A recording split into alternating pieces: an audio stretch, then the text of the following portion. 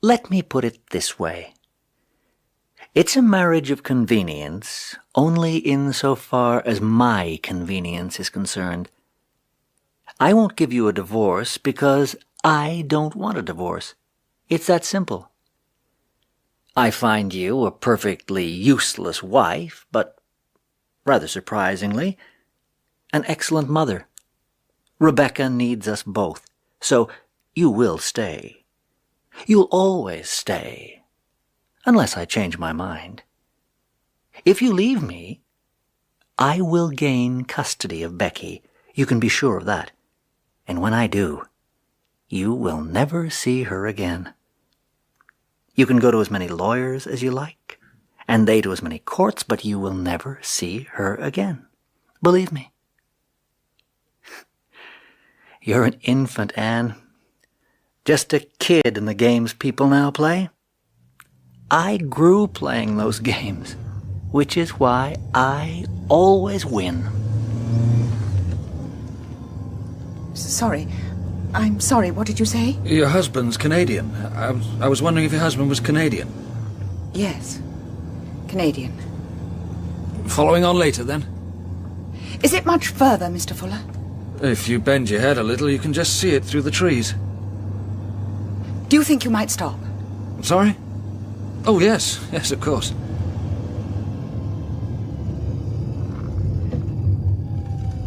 It's a good view from here, actually. You can't see the outbuildings, but... How long has it been empty? Oh, getting on for 18 months. Mrs. Harding lived there before for years.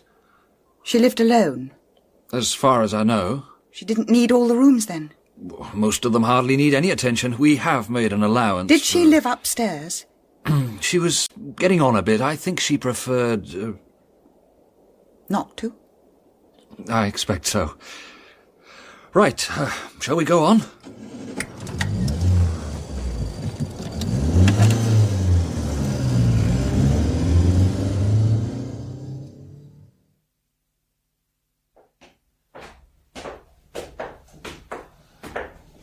It's a very reasonable price to ask for a house of this size, actually.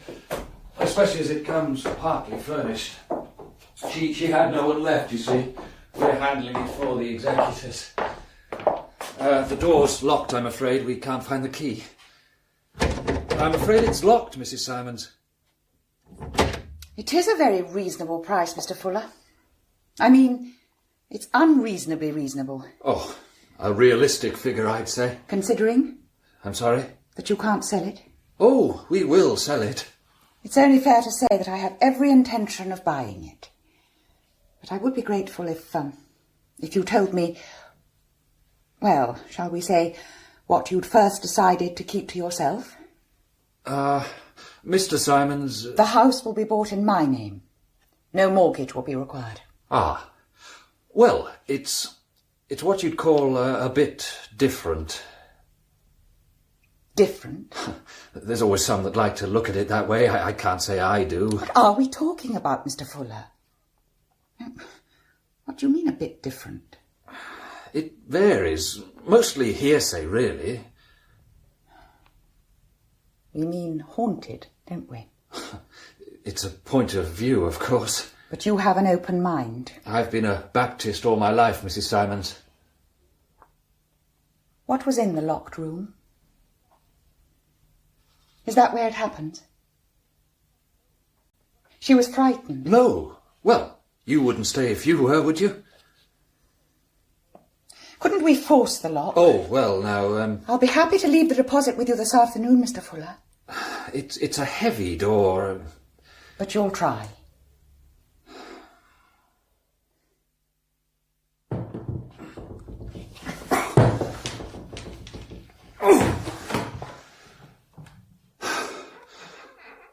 Well, it's as you see.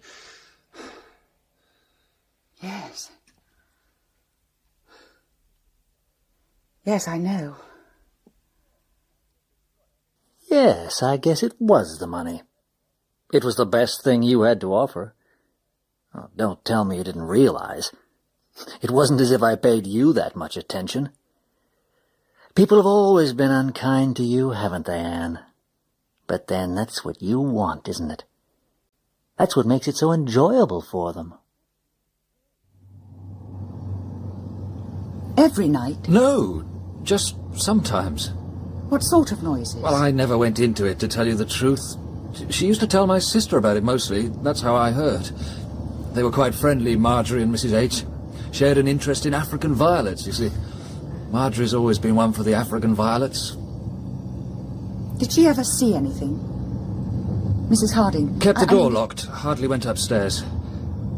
No, I don't think she ever saw anything. Mrs. Simons, do you mind if I ask you something? Why I want to buy the place? You were right, you know. I can't sell it. That's really rather honest of you, Mr. Fuller. You don't want me to buy it. Somebody has to, I suppose. Especially not me, would you say? Well, you knew about it, didn't you? The others, they found out, you see. Half the village always fell over itself to tell them. But you, well, you seem to... No one came to any harm, did they? How do you mean? There was only the noises. Oh, yes. No, it didn't harm anyone, as far as I know. I suppose it's just a way of looking at it, isn't it? If you're not bothered, well, it's all right, I suppose. When there's nothing left between two people, or perhaps simply nothing to begin with, it creates a kind of space. I know you feel that too, Anne. We both live there now, don't we? Me, comfortably, you... anything but. You feel guilty about not caring, you see. That's your problem. You feel you should care, if only for Becky's sake. But you can't. Your disgust won't let you, so you pretend. You lay with me at nights, whispering your lies, so that the days that follow will be more tolerable. Not for me, of course. Never for me, just for you. And Becky, you think you have to keep me happy. There's no need, Anne. There really isn't. The very last thing I would ever want from you is actual happiness. And this will be your room. Oh. Tell me what you can see from the window. Lots of trees. Almost all the way up to the sky. Oh, this will be your window. Where will yours be, Mummy? In my room, of course. Not far away. No, down the hall, past the old painting on the wall. The one we have to clean? The one we have to clean. Will Daddy come soon? Yes. Will he have the same room as you? Of course he will. It'll be just the same as it was in Toronto. He used to make noises. In Canada. What? At night. He used to make noises. Daddy. You shouldn't have been listening. It was only when he was asleep. When I went to the bathroom sometimes, I heard him. Becky, it was a dream. Either Daddy was dreaming or you were. Well, when people dream, they sometimes do make funny noises. As if he was drowning. Inside his mouth. Becky, like you and I are going to do some cleaning starting right now. Come on. You could sleep with me in here, if you like. If you want me to. No, all the time, I mean. And what would Daddy say? I don't suppose he'd want a room all to himself. Why is your door broken? Mummy? Why do you want to sleep in a room where the door is all broken? I'm sorry if I seemed... Well, I take an afternoon nap, you see. Have to watch the old blood pressure. Take it easy, as they say. Basically, you have to stop living in order to preserve what's left. Please sit down, won't you? Thank you. I shouldn't have called without warning. I'm sorry if I startled you. I don't get many visitors. Perhaps chat with the postman a bit, usually about the state of this season's garden compost. And that can be it for the day sometimes. Did you practice in this area for your entire career, Dr. Slade? And my father before me. He died in harness. I've not been so lucky.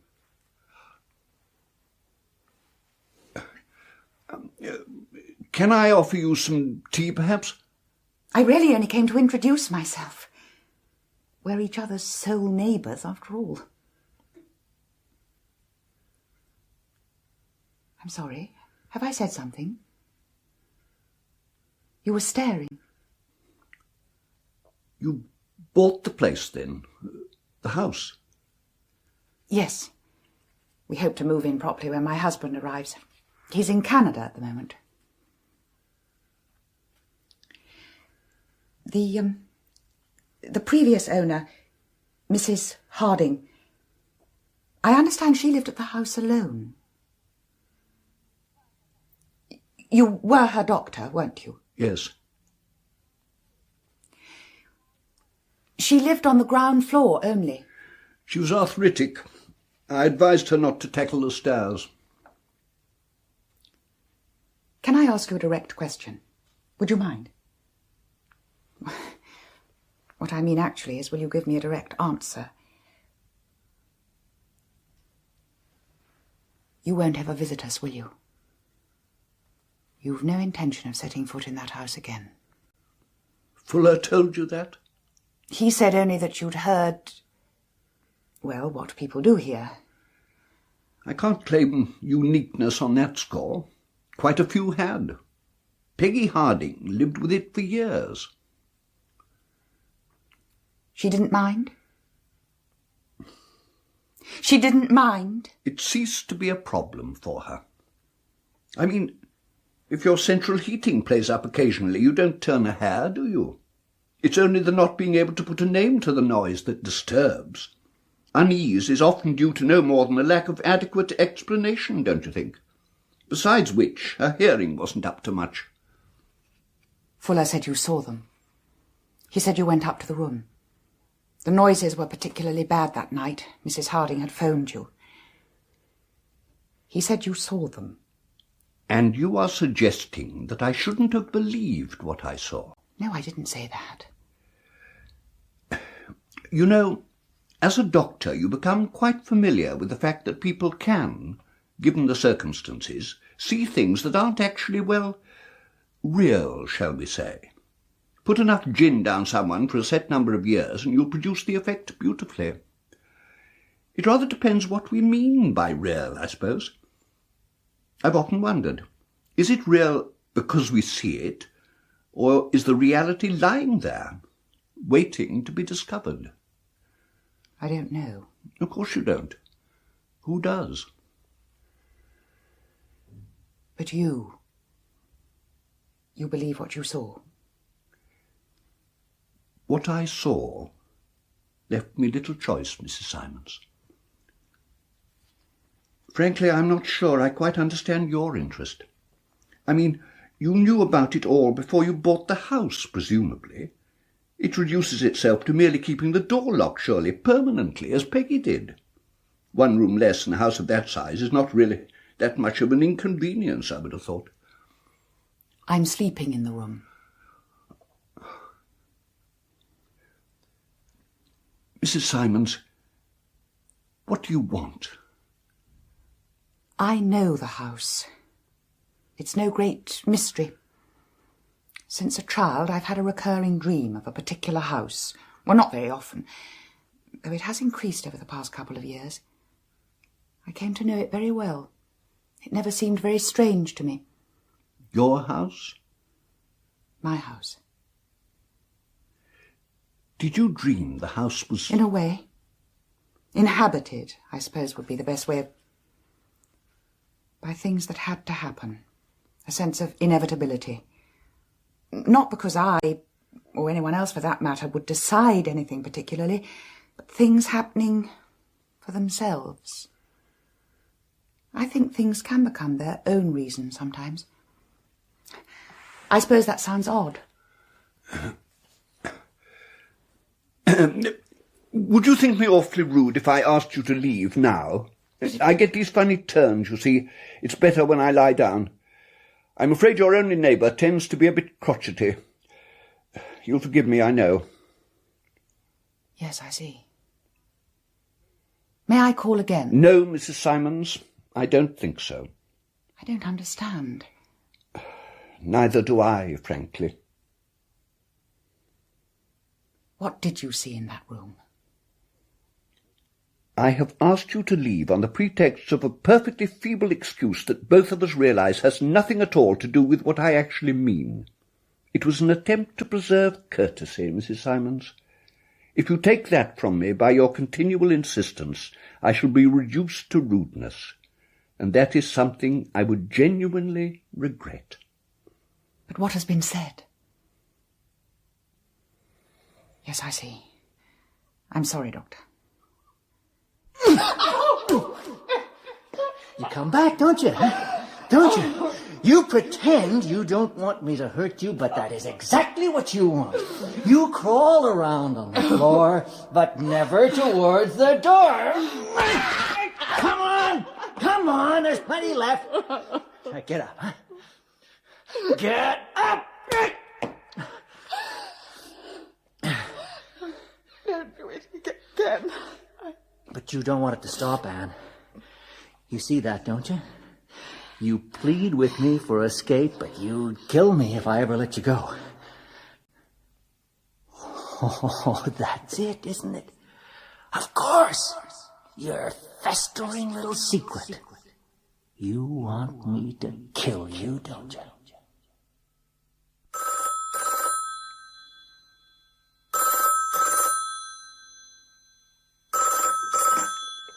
Yes?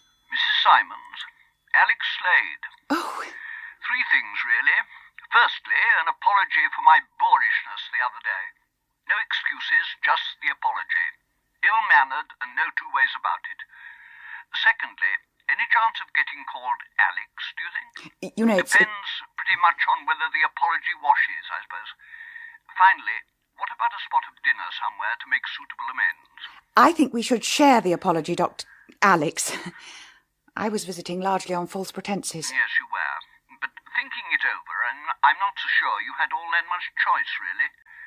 Dinner will get you a better explanation. I can't leave Rebecca, I'm afraid. Lunch, then? Couldn't you come out here to supper? You won't come to the house. If I can call you Anne, it's a deal. Tonight, then. About 6. Well, I haven't the slightest idea what I've just eaten, but it was the best meal I've had in years. It was a Moroccan recipe, actually. Good God. Well, never mind. Seemed rather odd to be laying a table that wasn't my own. Even the cutlery was Mrs. Harding's. Funny little tablecloths she always had, Peggy. Her mother made them, you know. Crochet or something. Never fitted anything. Used to train dogs. Mrs. Harding? Her mother. Kerry Blues, sort of large terrier. The place used to stink to high heaven. The garden's full of them, you know, buried them all over the place. Funny woman. Had a lot of shares in Russian railways or something. Wouldn't talk about it much. Pre-revolution, you see. Lost the lot. We jumped off on rather the wrong foot, didn't we, Alex? I'm genuinely sorry for my part. Same here. Oh, there's still a good half bottle to go. Shall we finish it, do you think? I won't for the moment. Oh. Are we going to be completely frank with each other? I expect so. It would be difficult to be much else on this vintage. When we first met, I asked you... I think I must ask you something first. It'll probably sound a bit, well, personal. You'll just have to take it on trust that it might have some bearing on what you want to know. Are you happily married, Anne? My marriage is like sitting in a very cold room. A room made empty by another's company. I will have that glass of wine. Ah, good. Is that all? I polished off the rest, I'm afraid. I'm sorry. Is that all you want to know? Oh. You've slept here? I've been sleeping in the room, yes. You know that. And? Nothing. Nothing has happened, Alex. I've slept more soundly than I can ever remember. When is your husband... Next week. I don't have the exact date yet. What then do you want to know from me? What you saw, I suppose. I'd gone to bed fairly early. Ruthie, my wife, had stayed up because the cat had gone missing or something. Anyway, I must have dozed off because the next thing I remember was her nudging me awake. The phone was ringing. It was getting on for 2 in the morning. It wasn't as if I was even on call. It was Peggy Harding. I'm sorry to call you, but they're very strong tonight. I can hear her voice now. It was the first time I'd known her to sound concerned. But you knew about it before? Oh, yes, we'd all lived with it for years. It's surprising what you get used to. Though I'm damned if I know how Peggy stuck it out alone. What happened? She was in front of the fire when I got there, downstairs, huddled. It wasn't cold. She just looked at me. She was always very matter-of-fact, was Peggy. Didn't treat it exactly as a joke, but never made too much of it either. But that night she was... Well, I just wish she hadn't looked at me quite like that. I hadn't been in the house a few minutes when the noise became even worse. Banging. Thumping, really, and dragging something. In the room? Only in the room? It was always in the room.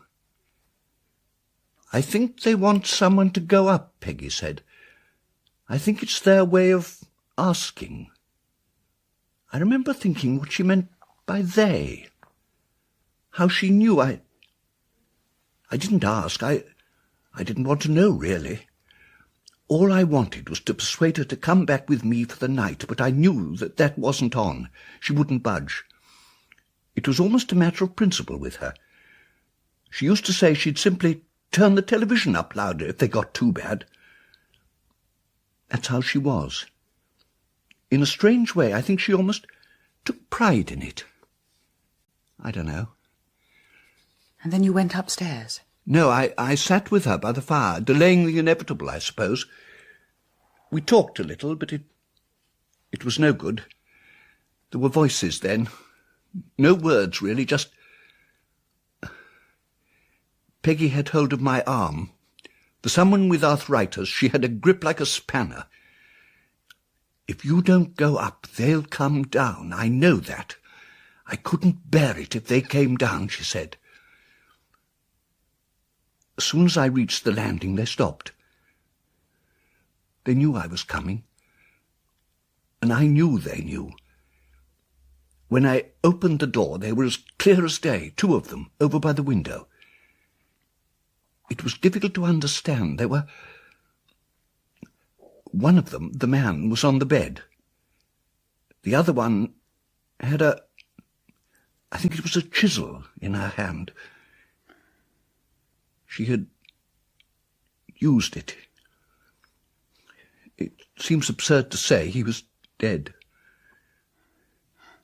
She turned as I entered and smiled. I couldn't have moved then if I'd wanted to. I simply didn't know how. She lifted the chisel, showing it to me, almost proudly, I thought later. She knew who I was, you see. I think somehow she felt I would appreciate her work.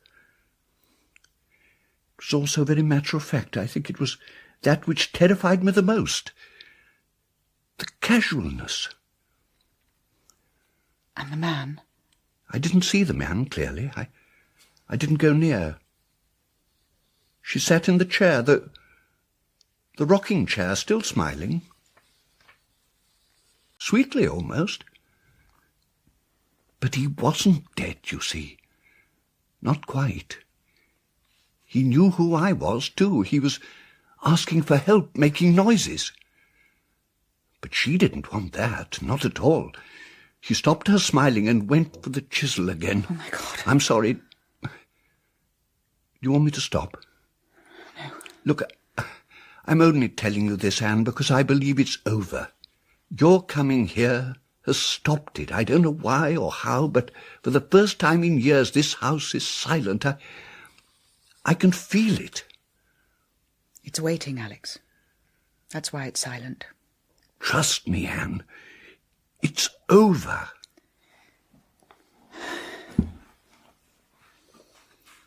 Sherry? It's all that's left, I'm afraid. A fellow advocate of the medicinal binge. It has been known.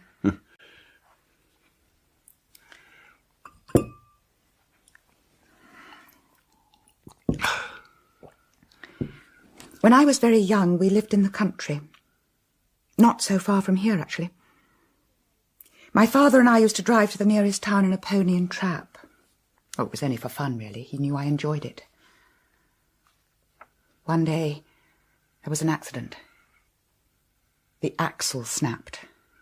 My father was pulled from the seat by the pony.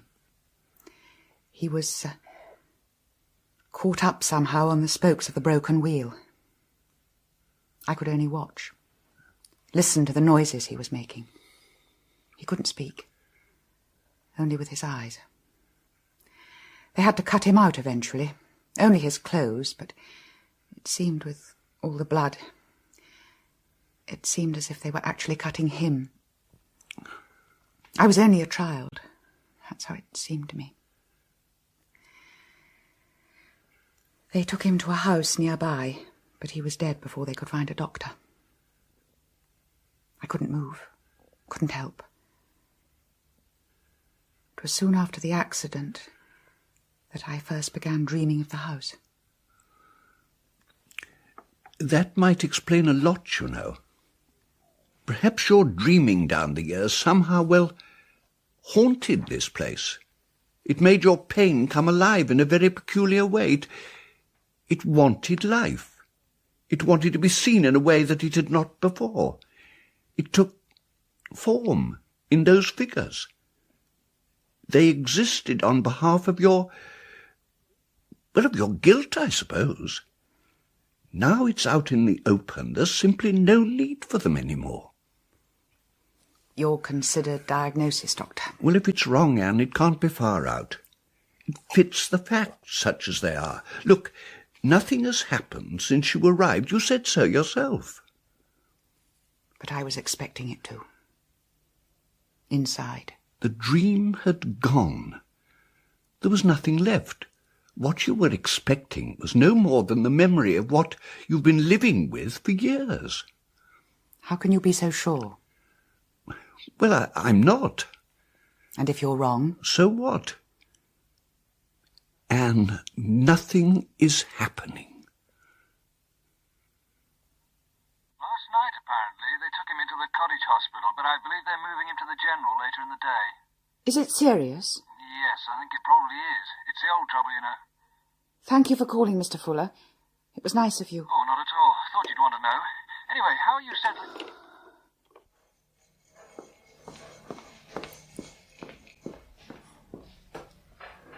I came as soon as I heard. I literally did. I put it down to the Moroccan meal. That sort of thing takes a couple of days to catch up with you. Rebecca? In the car. I've even let her use her watercolours on the front seat. Oh. I'm glad you came. I never was as good as I looked, you know. You always looked awful. It's about as bad as can be, actually. Damn silly. A dying doctor on their hands, and still I have to suffer their professional tact. I'm sorry, Alex. There was something I wanted to say. I wasn't going to, you see, but now, well, that night, Anne, in the room at the house, and the woman I saw was you. I don't understand. I'm not sure I do. But I recognized you unmistakably when we first met. But the fear of God upped me at the time. I didn't know then what I know now, you see. It was you, Anne. And the... Well, there was someone else, though, on the bed, wasn't there? Your father. My father? After the accident, they took him to the nearest house, remember? What was that house like? Oh, Alex, I was only a child. They laid him on a bed. You told me. You felt guilty about that all your life. You thought you'd killed him, or at least had been the cause of his death. How did they free him, Anne? What? From the wreckage of the cart. How did they get him free? I don't know. Someone used a fence post as a lever. Oh, there was a local workman. He had tools. He used a chisel, didn't he? The chisel I saw in your hand that night. The dream is over, Anne. I don't know why or how, but it has stopped. There can only be peace left for you now. That makes me very happy.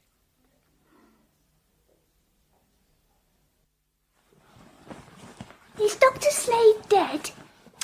I wish you wouldn't always untuck your blankets.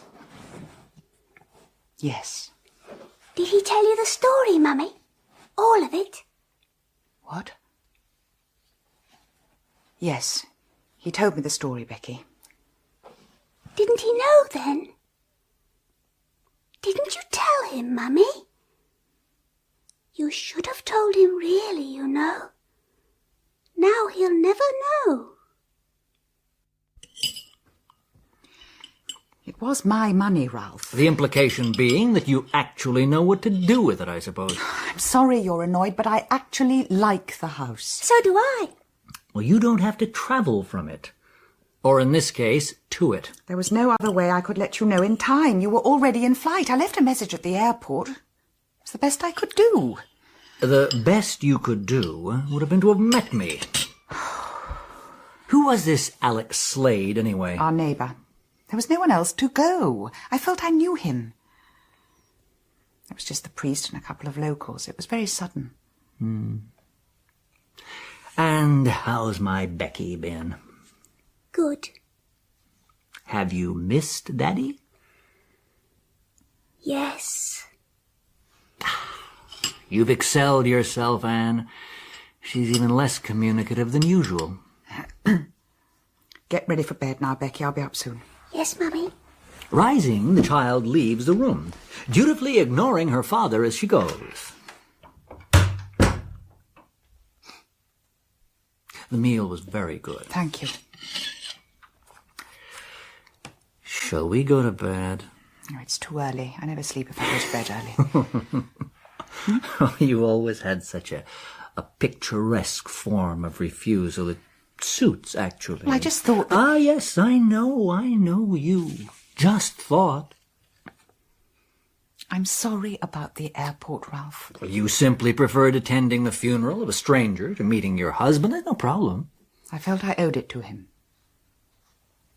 Were you lovers? What? No. No, I can see you weren't. That wonderful transparency of yours, Anne. I know you're annoyed. I've said I'm sorry. If you want a full-blooded row, then let's have it and get the thing over. I don't want to row. Oh, Ralph, you've been here barely a day and I feel exhausted. You always tired easily.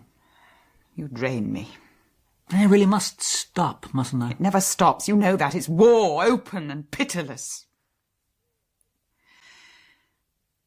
I hate you, Ralph. Yes? Well, then why? Why stay together when... We need to, my love. It's a terrible thing to say. I can't offer you an explanation, merely a feeling. Of pleasure, I suppose, enjoyment anyway. The enjoyment of watching you hate. The frustration it causes you. Is it cruel, do you think? I expect it must be. But I can't help it. Well, I don't want to help it, really. I think it probably excites me. I guess your doctor friend would call that perverse, wouldn't he? In anyone else it would be. For you, Ralph, it's... Would you like a divorce? What? You would, of course. Are you playing with me, Ralph? Seriously? Why would you do that? Well, it's perverse enough, isn't it? I'm offering you a freedom you spend your whole life secretly avoiding. Calling your bluff, if you like. Yes. Sorry? Yes, I would like a divorce. You wouldn't really, Not really. Oh, Ralph, if you're playing with me... No, I get custody of Becky. That goes without saying, huh?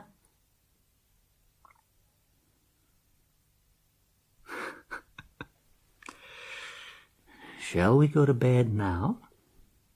Isn't that the best place to try and persuade me? Is it my disgust, then, that you want so badly? Anne, you're not being honest again. I know you. No, oh, yes, I'm afraid I do. I know you need to wallow, too. Your guilt, you see. Where would you be without it? Whew. I have to be in London in the morning. I won't be back late.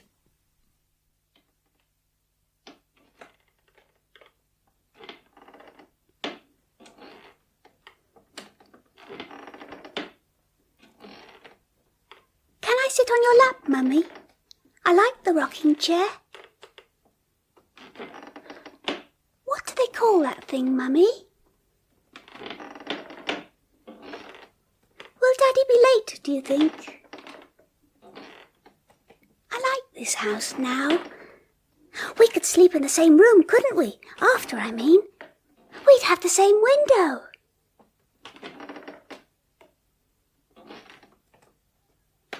I'll go downstairs when Daddy comes, shall I?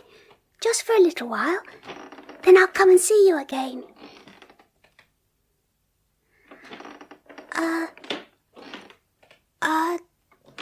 Chisel. That's what Dr. Slade called it, didn't he? It's very sharp, isn't it?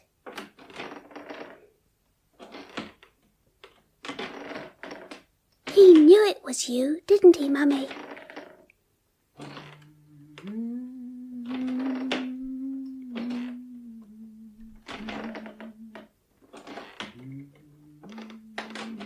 Wasn't it silly of him to think it was Grandpa on the bed?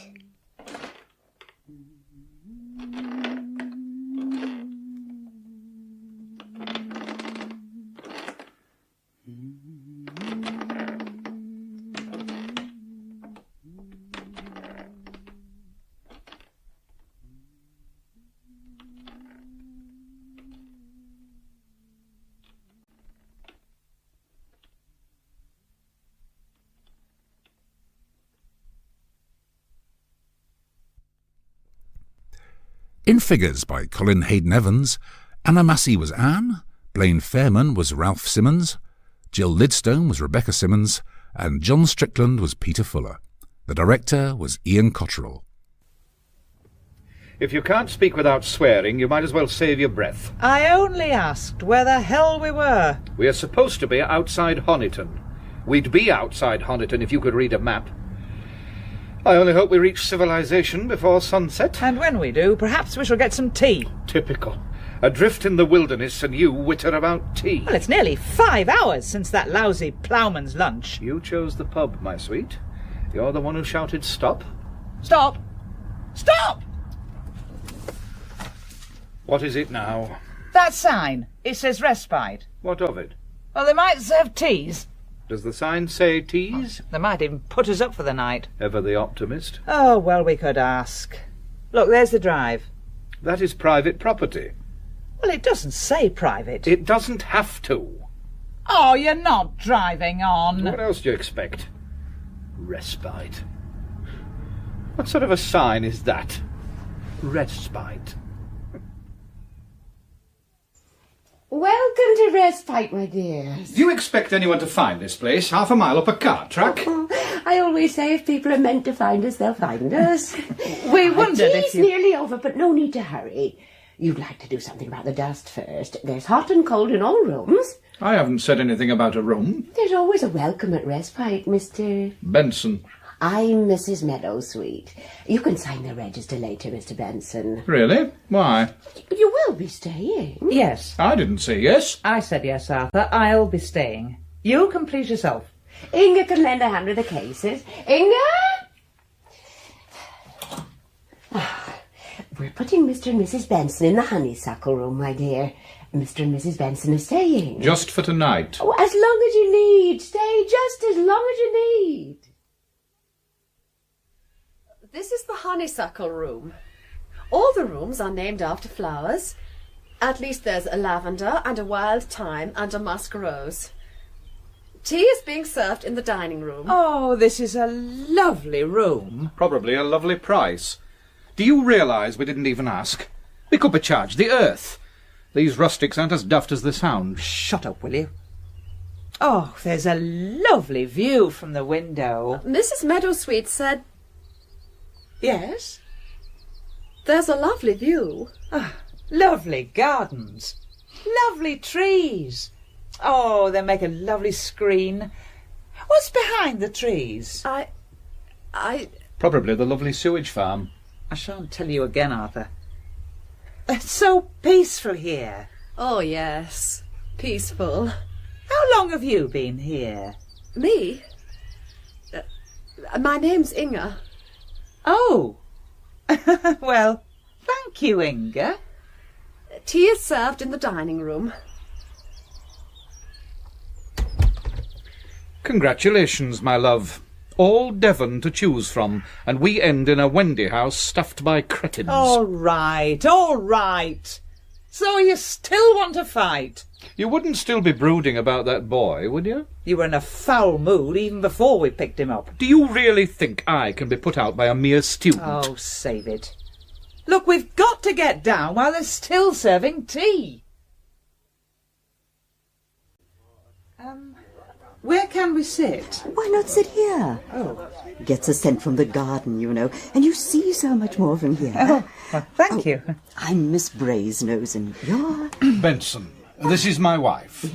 Any more about us you'd like to know? You'll have to forgive my husband, Miss Brasenose. He's not always so uncouth. He's only when he's with me. My spouse has a gift for rousing the worst in anyone. Please don't bicker. Everybody at Respite is so happy. Oh, delightful for them. Oh, Mrs. Meadowsweet is responsible, of course. A chat with Mrs. Meadowsweet can be so soothing.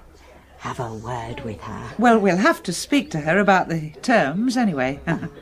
We're on holiday, just, you know, meandering. We don't book anywhere in advance. That way, if you don't like the place, you've only yourself to blame. Well, some people can find fault with anything. Thank you, Inga. Inga? Are you all the staff they can muster here? Me? I think there's more tea if you ring for it. Dinner is served at 7:30.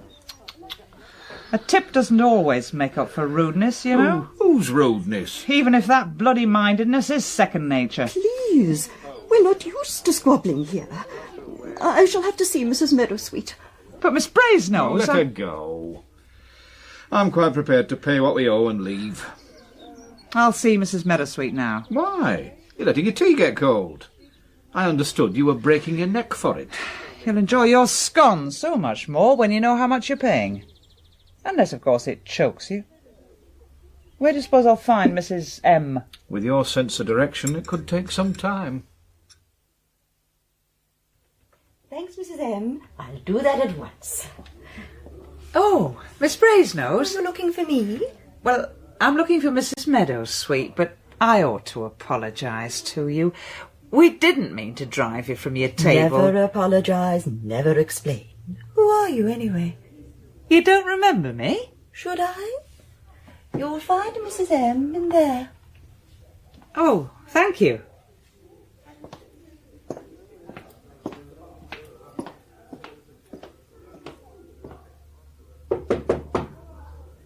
No need to stand knocking, my dear. Come in.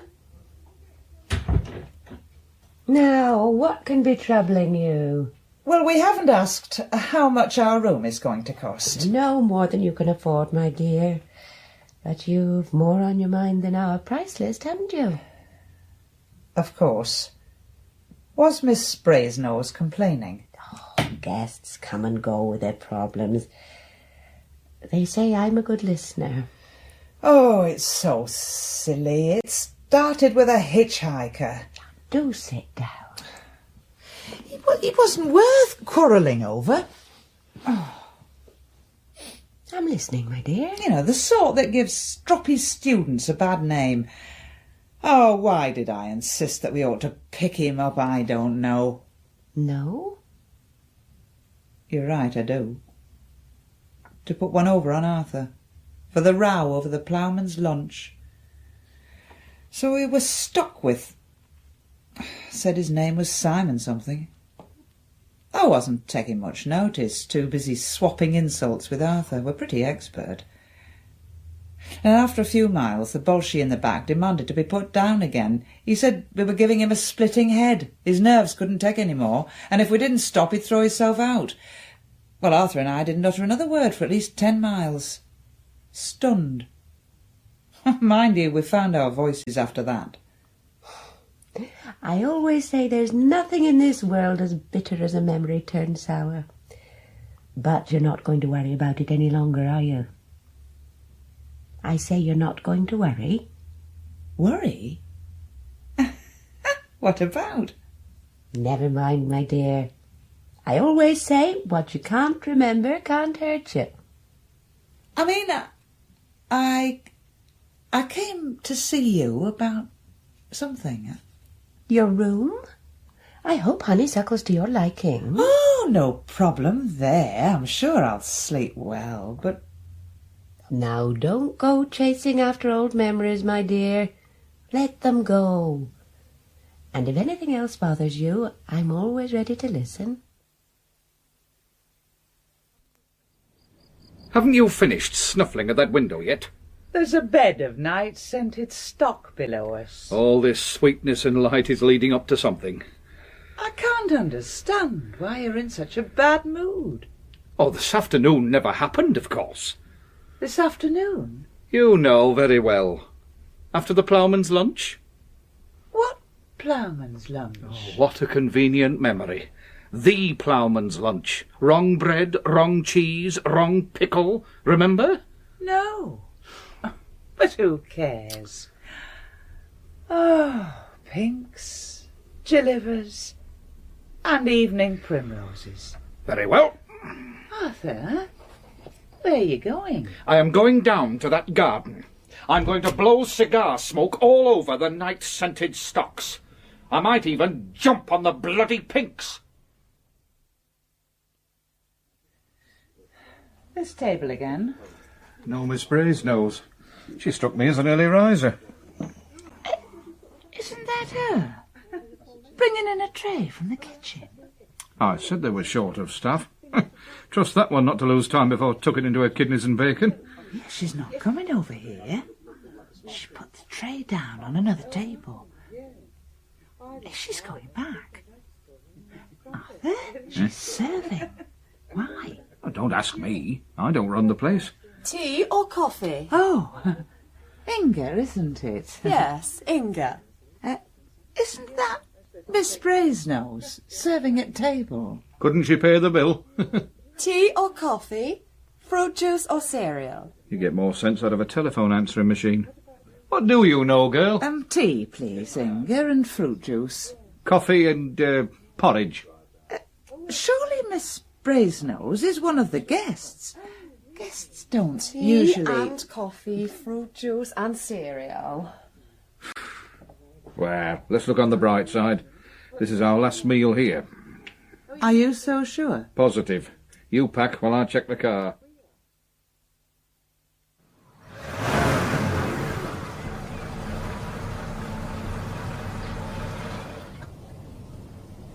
A beautiful car, Mr. Benson. She'll do till I find a better at the price. Just making sure she's ready for off. You are going, then? One day here, next day miles ahead. I say keep moving, even on holiday. And after the holiday? There's always the business. Oh, your own, of course. I started it. Borrowed capital in a 14-day week. I take things more easily now. No more than a 24-hour day. When you first set foot in Respite, I said, there's a man with a load on his mind. Who do I settle with? Who but me, dear? Well, shall we take the pretty way back to the house, through the garden? And tell me more about what you do. Exactly how did the business begin? What's good for business isn't always so good for a marriage. I suppose, in a way, that's where things started to go wrong. Oh, the marriage hasn't gone wrong, my dear. You only have to give it as much attention as you do the car. The car? Would you like to know something? I'm listening. I didn't really want that car in the first place. Too extravagant, wasteful to run. But once I'd started to beat the seller down, I couldn't stop. Especially when I realised he'd got to sell.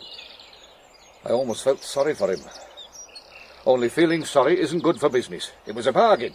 I could sell tomorrow and make a profit. He was almost crying at the price. Does it hurt to remember? Remember? Remember what? Well, bargaining can be a fine and exciting way to earn a living, but I'd say it was too much for a 24-hour day. Oh, for a change, I'd suggest something more relaxing. Gardening now. Gardening? I've always hated gardening. Always? When I was at the Christopher Robin age, I was scared by a slug. Is that a fact? Yeah, horrid black thing. More like a leech. Must have seemed enormous to a child. I can remember it now. You don't like slugs either, Mrs. Meadowsweet. I don't like false memories, Mr. Benson. Oh? Oh, a false memory's worse than a bad nut. Sickening. Ugh. Would you be calling me a liar? Exactly why don't you like gardening, Mr. Benson? Just what is it you'd rather not remember? I tell you, Oh, you're a knowing old devil, Mrs. Meadowsweet. Yeah, well, I've had experience. Well, I don't know why I bother telling you, but you see, my father actually liked gardening. He always kept his tools bright and shining. You could have used his spade as a mirror. In a manner of speaking. Well, one day, I thought I'd help. I dug up the dahlias. Not only that, I left his spade out in the rain. He made no allowance for youth or inexperience. He half killed me. That beating hurt me more than it hurt him, I can tell you. It still does when I think about it. Memories can be so painful, my dear. No, I'm sure that one's better out than in. So why don't you like gardening? Who said I don't like gardening? I just can't spare the time. Hey, would you like to see our tool shed? Huh? Oh, the last gardener left everything so spotless. Yeah, he left us not so long ago, but the weeds are creeping back. Couch grass under the roses and such like. Oh, bless me. We've walked full circle. That's a beautiful car, Mr. Benson. I bet it's like some women. Lovely to look at, but a bitch to run. Do you know whose it is? Somebody just signed in. Never you mind, my dear. This is the way to the potting shed.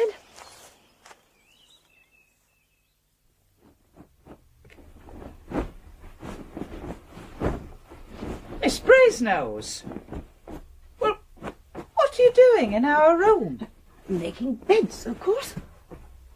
But why? Beds have to be made. They come unmade every night. Yes, but you didn't make the beds yesterday, did you?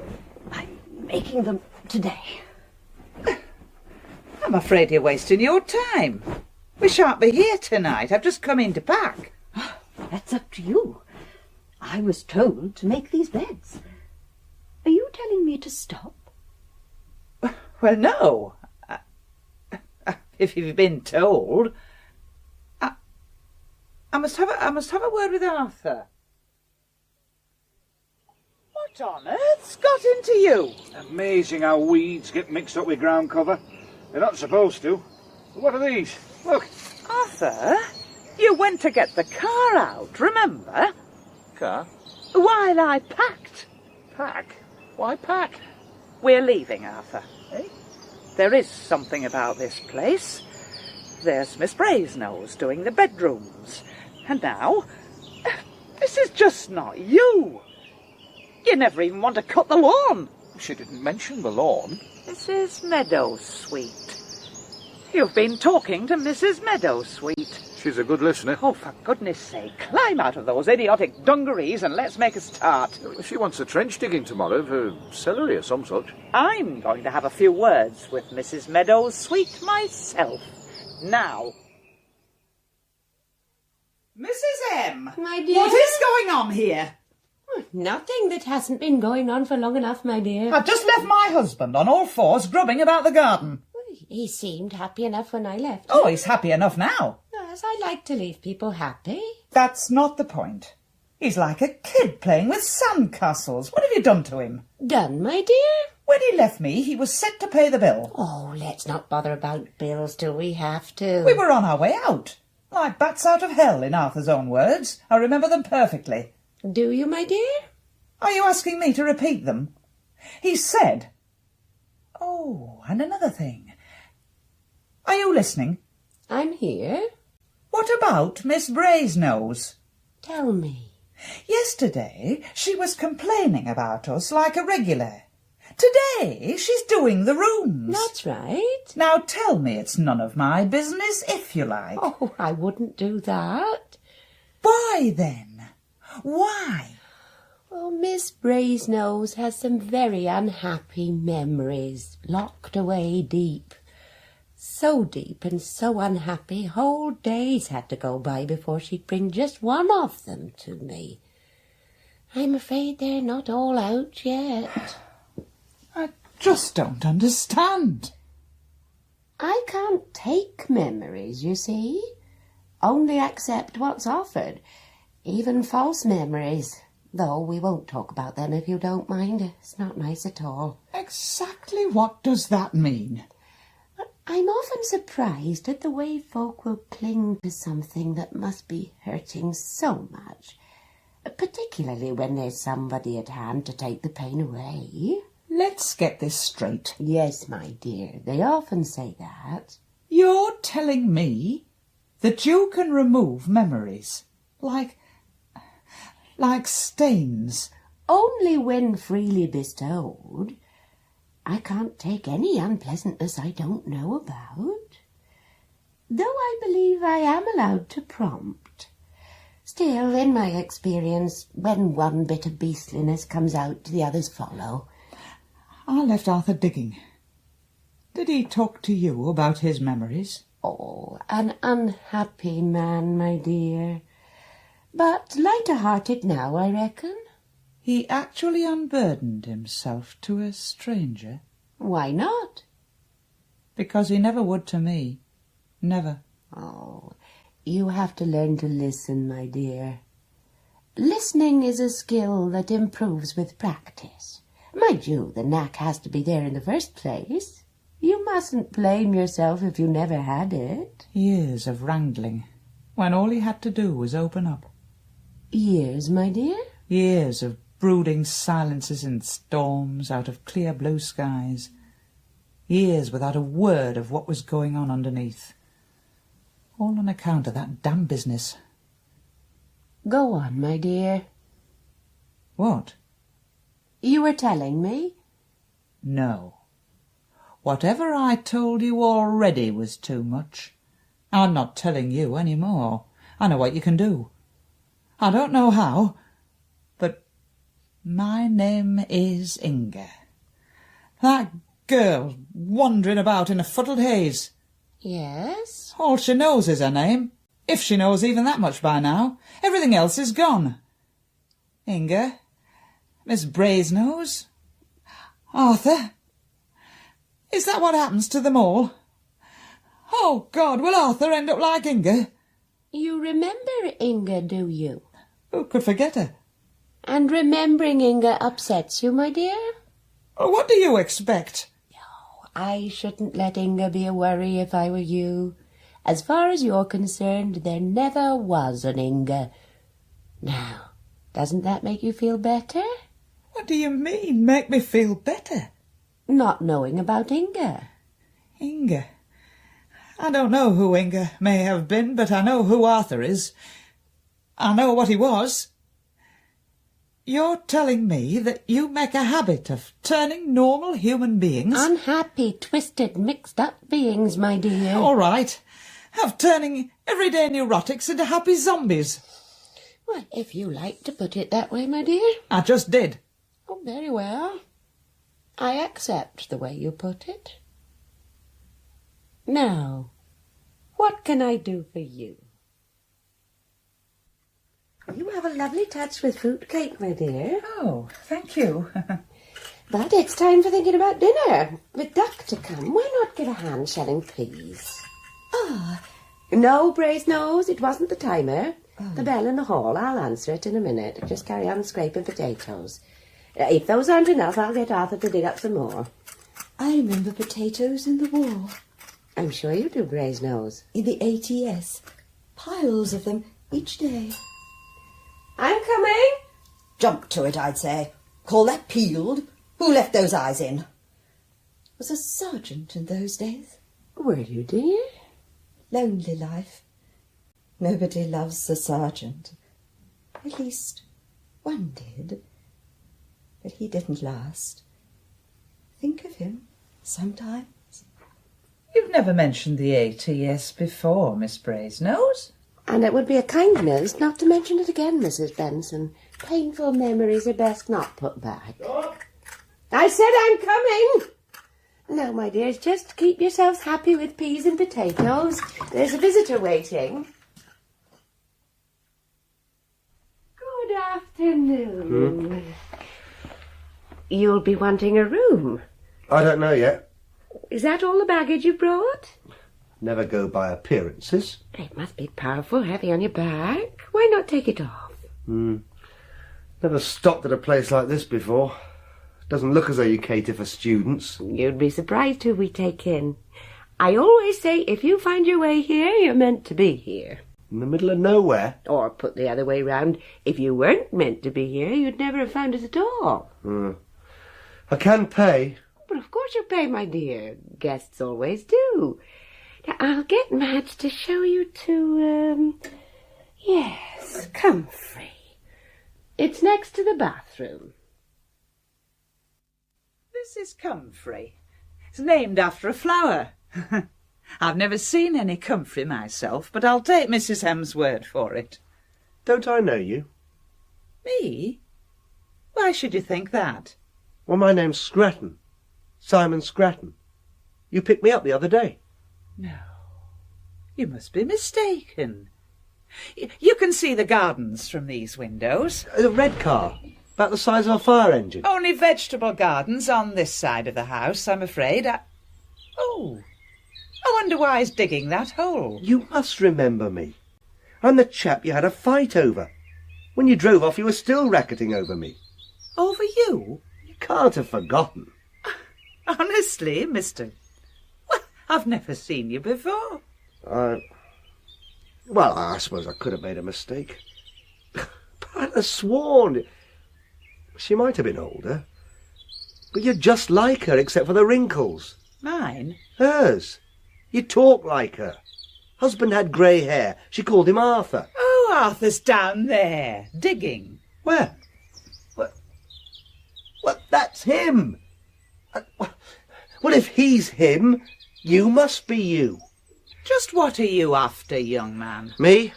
Well, it can't be blackmail. I'm going down to that garden. Let's hear what he has got to say. My husband? You're sure he's your husband, are you? Can you remember where you married him? Of course I remember. We were married in... Weren't we?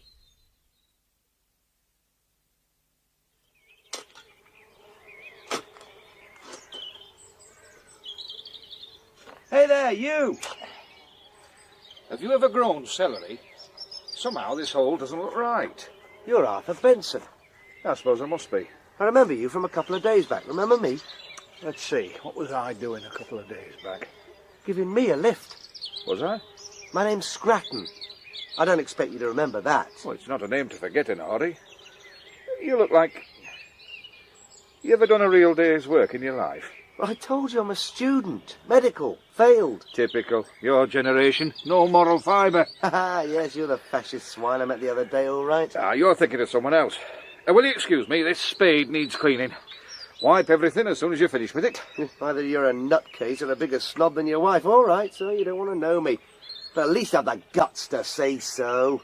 Don't give me that glass-eyed look. Not after the row you had over me. My, you are a mixed-up yob. You ought to have a talk to Mrs. M. She'll straighten you out. Who's this Mrs. M? She runs this place. What sort of a place is this? Oh, now you're asking. Well, how long have you been here? Oh, it's on the tip of my tongue. It must be... No, before that. Oh, ask Mrs. M. She'll know. If you don't mind, put this spade away. Hey, this isn't a guest house, you know. It's a funny shop. That's why they let me in with no questions. I think I belong here. Of course you do, my dear. Eh? Arthur digs a neat hole, doesn't he? You'd never think so to look at him. What are you sneaking round after? Well, you didn't hear me on the path. I expect you were otherwise occupied. I shouldn't try to put back the day before yesterday if I were you. It can't be done, and it's bound to confuse Arthur. You know him, do you? No, forget it. How did you come to meet? I'm fed up with both him and her. Long ago or recently? I'll let it go. You don't want to get it off your chest? No. Let's walk the pretty way. Spinach is all very fine, but it can't compare with sweet peas for colour. We find the flowers restful. Well, I don't. You haven't given respite much chance yet, my dear. Now, what's on your mind? Nothing. Oh, botheration. That's not strictly true. But it's more polite than up yours. Or don't you expect manners from me? That's the path to the potting shed. We'll turn this way. Oh. The car. You've seen it before? That red monster? Never. Again. Now, no insult intended, young man. But sometimes a lie tells more than the truth. Why shouldn't you recognize this red monster? Why should you want to know? I'm here, aren't I? Just another bed and breakfast. You want to know how I got here? On my 2 feet. They were hurting. I saw the sign in the lane and I followed the potholes. Yeah, you ought to do something about that drive. Anyway, here I am and my feet still hurt. Not for long, I'm sure. You'll find unburdening comes easier with practice. You're sure you don't want to tell me what happened in the car? I never force anyone, of course. But sooner or later they come to me. You'll see.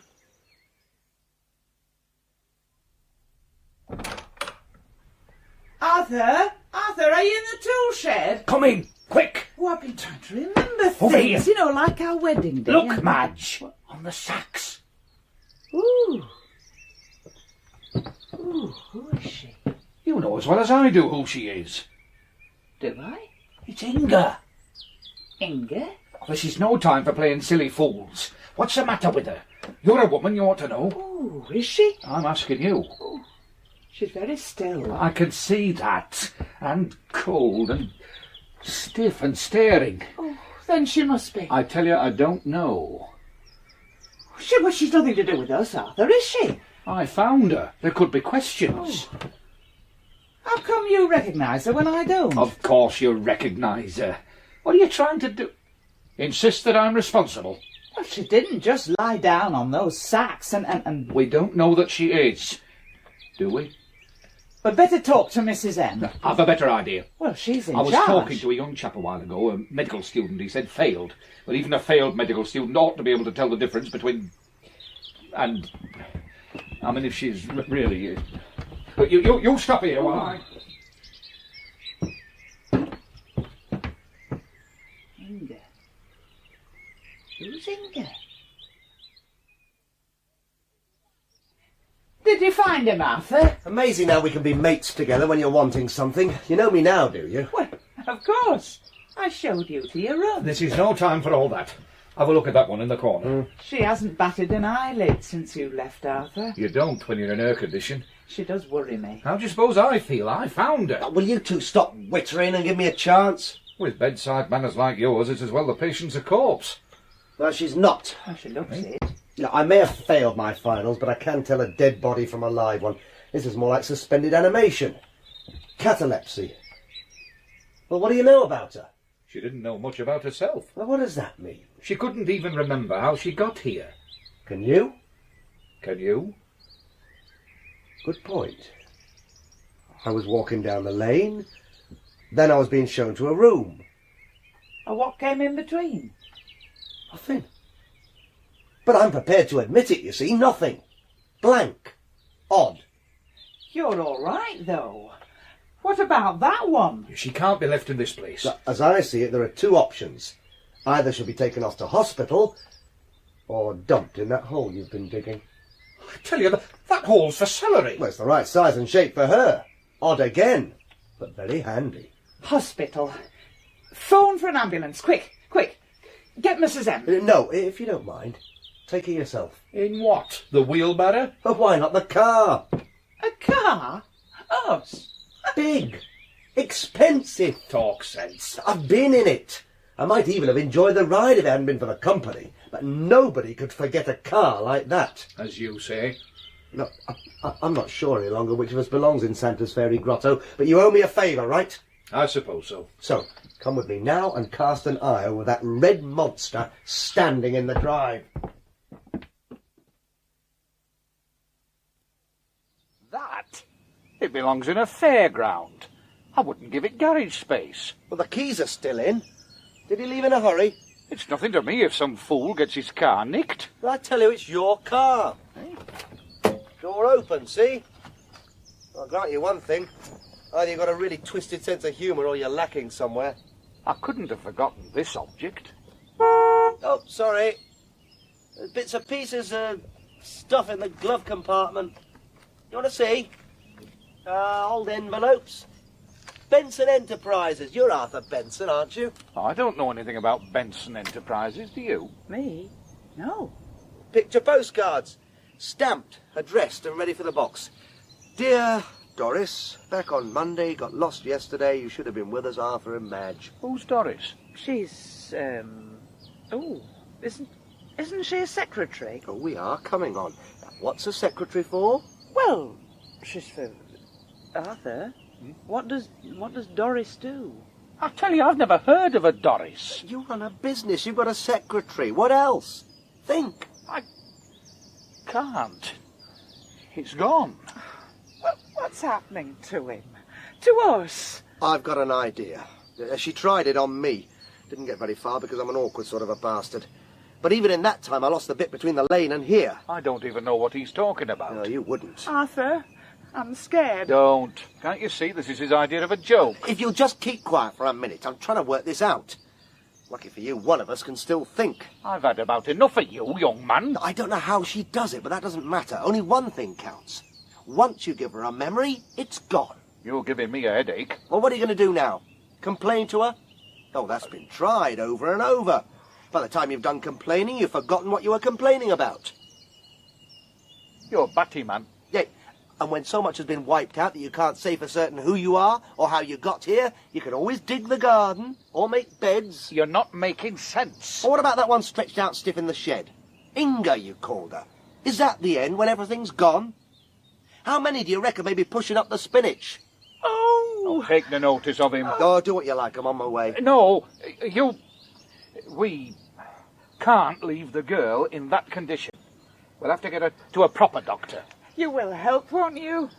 Well, only because I want to move fast and you've got the car. Well, give me a hand with the patient. I'm not going to walk out of here on her own. And you can fetch my rucksack, lady. It's on the bed where I dropped it. We've got a case up there, too. Move, then. Keep your eyes open for the sweet lady in charge. Well, what are you standing about for?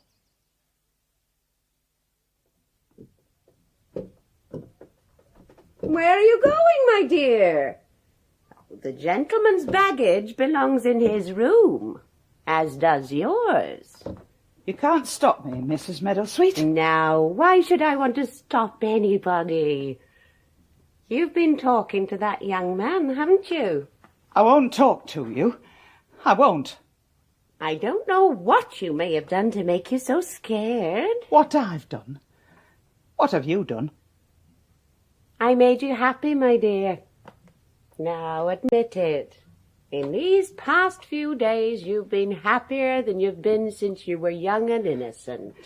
Please, stand aside. Now, if you're afraid, there must be some nastiness we haven't got at yet. I've seen that girl in the shed. Oh, don't be afraid of that, my dear. All come to it. I saw the hole.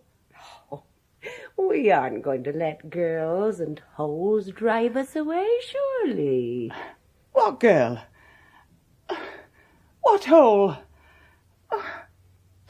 Oh, you've done it again. Done what, my dear? I still remember Miss Brasenose. Now will she disappear? It doesn't matter, because now I know what you're doing. If I don't tell you how I know, you can't change my mind. I don't know why you do it. Kindness, my dear. Pure kindness. You kill people. You take away everything that makes them what they are. Only the bad bits. Badness is part of all of us. Take it away and we're done for. All right, I remember stealing cake and letting my sister get whacked for it. Remembering badness only makes it worse. That's me. Doing things I shouldn't have done behind the bicycle shed. I remember disappointments and meanness and bitterness. And without them I shouldn't be me. You're not going to take them away. Listen to me, my dear. No, you listen to me. That girl can't be comfortable in the back there. Not stiff like that. We can't break her legs to make them fit. Where's Madge got to? She only had to grab a couple of cases. I can't hang around much longer. Might all get caught. Caught? Hey, you don't think... Mrs. M. Look, get in the car. Be ready to start the minute I leave the house. What about my wife? Yeah, well, I'm a fool to risk my neck, but I'm going back for her. You don't have to grasp that case so tightly, my dear. Now, if you won't let go, it must lie in the celery bed with you. Don't just stand there. Oh, my God. What have you been telling Mrs. Benson? No. You don't catch me that way. She told you the lot, didn't she? Now she's blanked out and set like a waxwork, just like the other. You've seen the other? I've just left her and... Have you? How did Arthur look when you saw him last? You won't make me forget. You won't. And you'll let that one go. Go where, young man? Can you remember where you were going? Where you came from? Who you are? I can remember all I want to. A little lie, but let that pass. After all the lies are used up, we are left with the truth. So you met the Bensons before? No. That means yes. They gave a lift to a young man. Was the young man you? No. Untruths turn my stomach. But when it's in a good cause. Remember the ride? I won't. I mean, it wasn't like that at all. Go on, my dear. As a matter of fact, we had met before. Ah. On the beach at Monty. Now, don't be absurd. A bit like Blackpool, actually. Only more of everything. Oh, yes, I remember that well. Sun, sand, sea, and the women throwing themselves at me. You're giving me cramps. I was celebrating my finals. Passed brilliantly, of course. It's like a knife. Specialising in brain surgery. It's a natural gift. My dad bought me a junior surgeon's outfit when I was 5, and I never looked back. Enough. I remember my first set of scalpels gleaming under the lights of the Christmas tree. Stop. By Boxing Day, I'd operated on Mum, Gran, and the cat next door for appendix hernia and ingrowing toenail.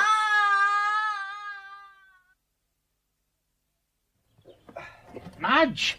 Your wife's out cold. Rigid. Had to drag her most of the way here. Oh, come on. Oh.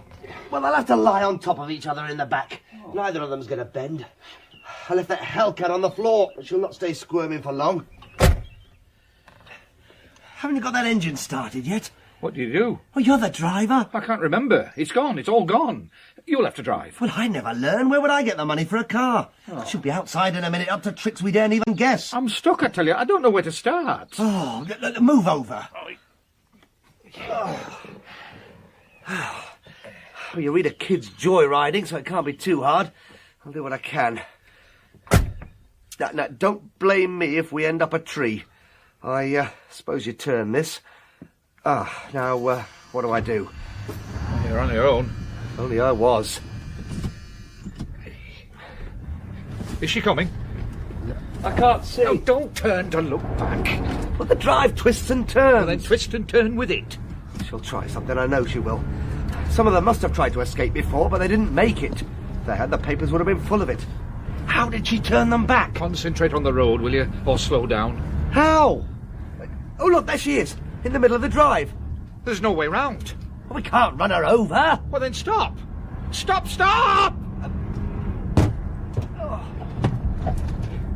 You didn't stop. I trod on the wrong thing. You smashed into her. Do you want to go back? No.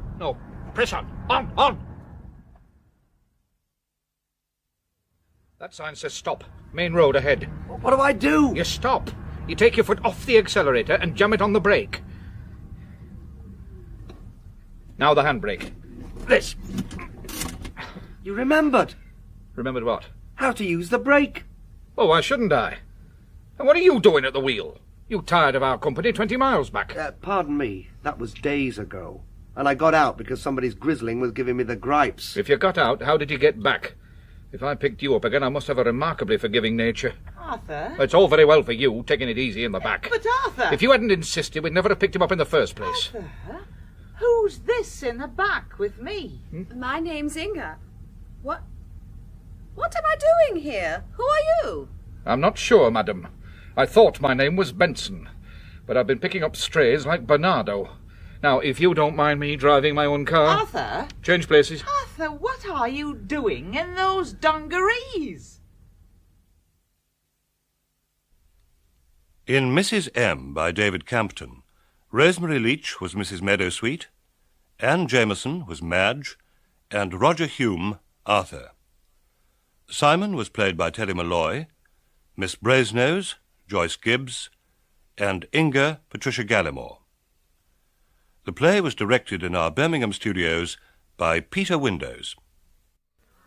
Today they came and told me he was dead. They didn't need to tell me. How could he live after all they did to him? I feel nothing. Nothing but hatred. Hatred for every one of them. But most of all for the man responsible. I shall never stop hating him. Never. Never. Never. Never. Never.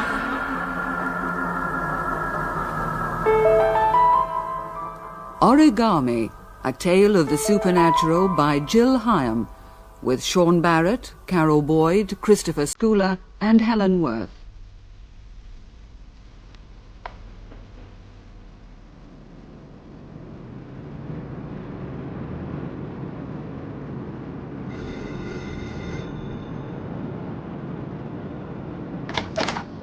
Mrs. Bristol. That's right. Good afternoon. You must be Mr... Chimojo. How do you do? Come on in. Thank you. I am not too early. No, the agency said between 2 and 3. Well, I expect you'd like to go up and see the flat straight away. If you don't mind. I prefer not to be absent too long from my office. This way. How long have you been over here, Mr. Shimojo? Approximately 6 months. Before starting my job, I did a course to improve my English. Oh, it was obviously effective. Thank you. A child? My daughter, Lucy. She's practicing conjuring tricks, her latest craze. They did not tell me there were children in the house. Oh, just the one. She's very good. She won't disturb you. Oh, but I like children. This is the flat. It's self-contained, except for the bathroom. Bedroom, living room, and a small kitchen. We'll start with the living room, shall we? After you, please. As you see, the whole flat's been newly decorated. The old lady who had it before was a sitting tenant. Sitting? I bought the house with her already in it. Oh, a protected tenancy. Yes. She'd been here for years. I offered to do the flat up when we came, but she preferred it as it was. Mummy? Oh, here's Lucy. Come and meet Mr. Shimojo, darling. Hello, Lucy. Hello? Is he going to take the flat? Give him a chance. He's only seen this room. Which I like very much. You should have seen it when the tortoise was here. Who? Our nickname for the old lady. She was called Shelley. Shell? Tortoise? Oh, yes. I see. She was rather like a tortoise, too. All hunched and wrinkled. As soon as she saw us, she'd pop her head back inside the flat. She was a bit of a recluse. She was creepy. Oh. Telephone. Would you excuse me a minute, Mr. Shimojo? Feel free to look around. Thank you. Yes, it is a very pleasant room. When she was here, the walls were all brown and peeling. Then you must have done one of your conjuring tricks. How did you know about them? Your mother told me. What tricks can you do? Well, my best is the vanishing thimble.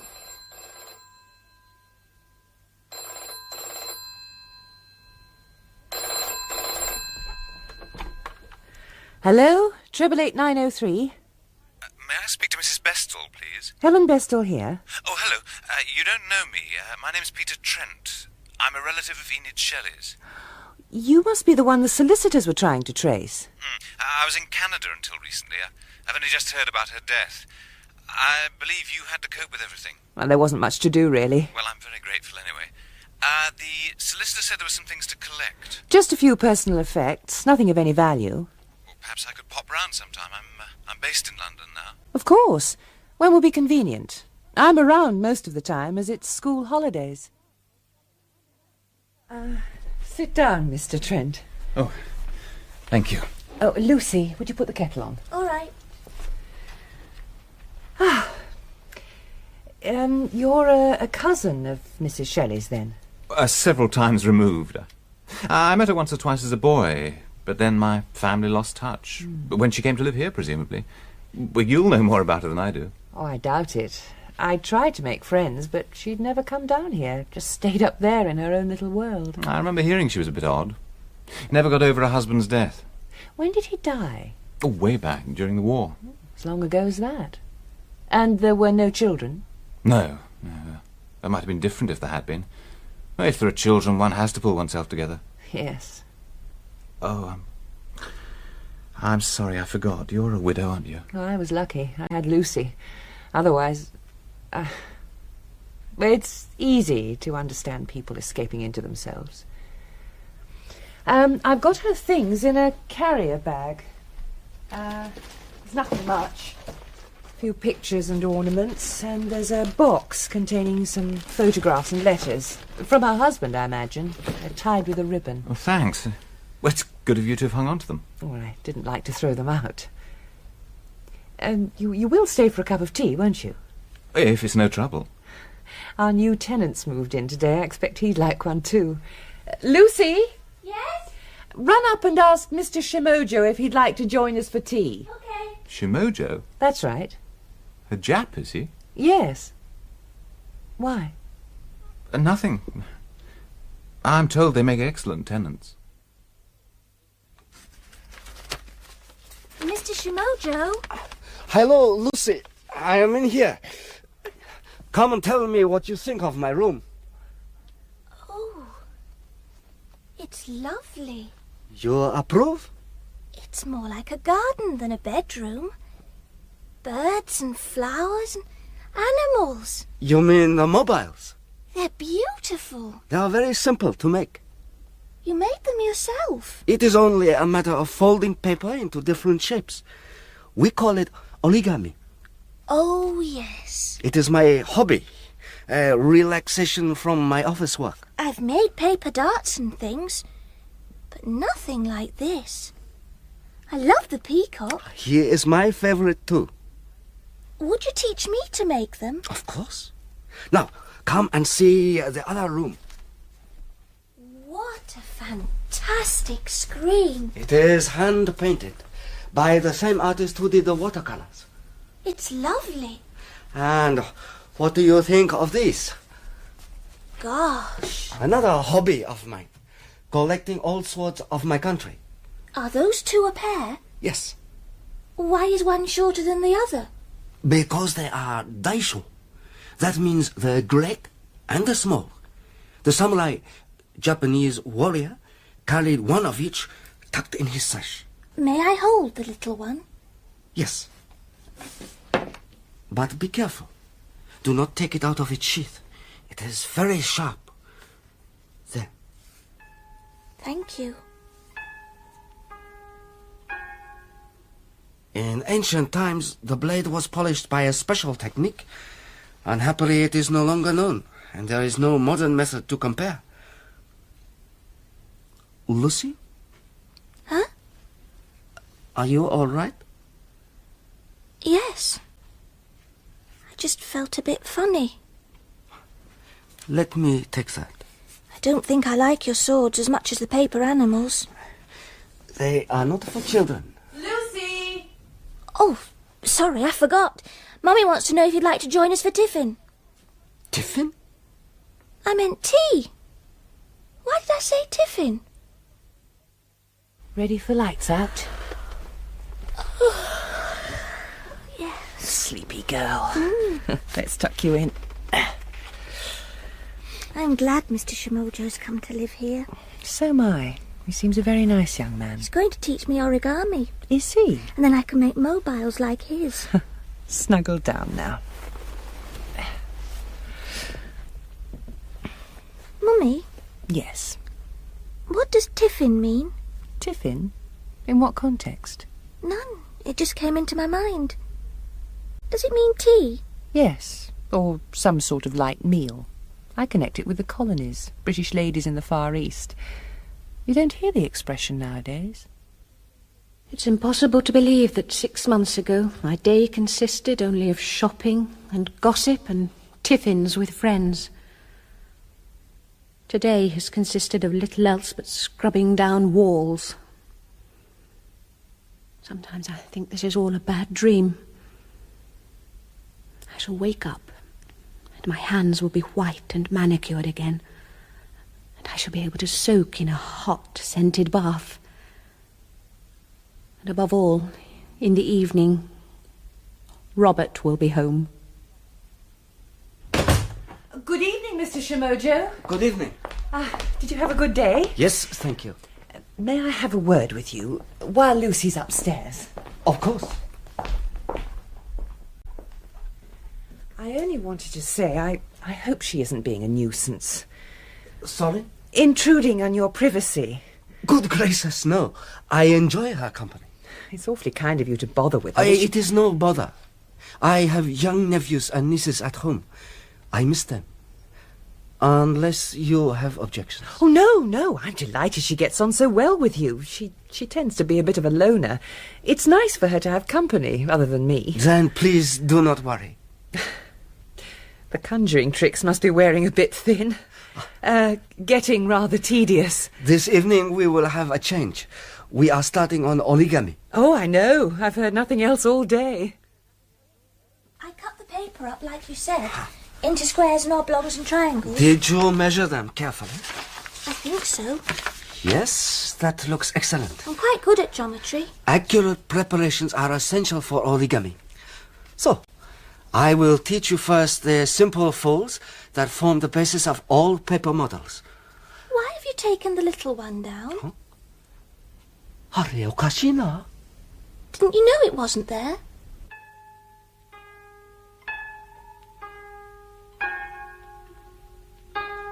Yes, a samurai sword, about 1.5 feet long, in a black lacquered scabbard with a horn top. It was one of a pair. No, the other one's still there, and so's the rest of his collection. No, nothing as far as we can see. No, I don't think so. No one at all. Yes. All right. Thank you, Sergeant. They're sending someone round. What, now? Yes. But we were doing our origami. Don't be so selfish, Lucy. We will continue tomorrow. I'm sorry to cause so much trouble, Mrs. Bristol. Oh, I'm sorry. It's dreadful.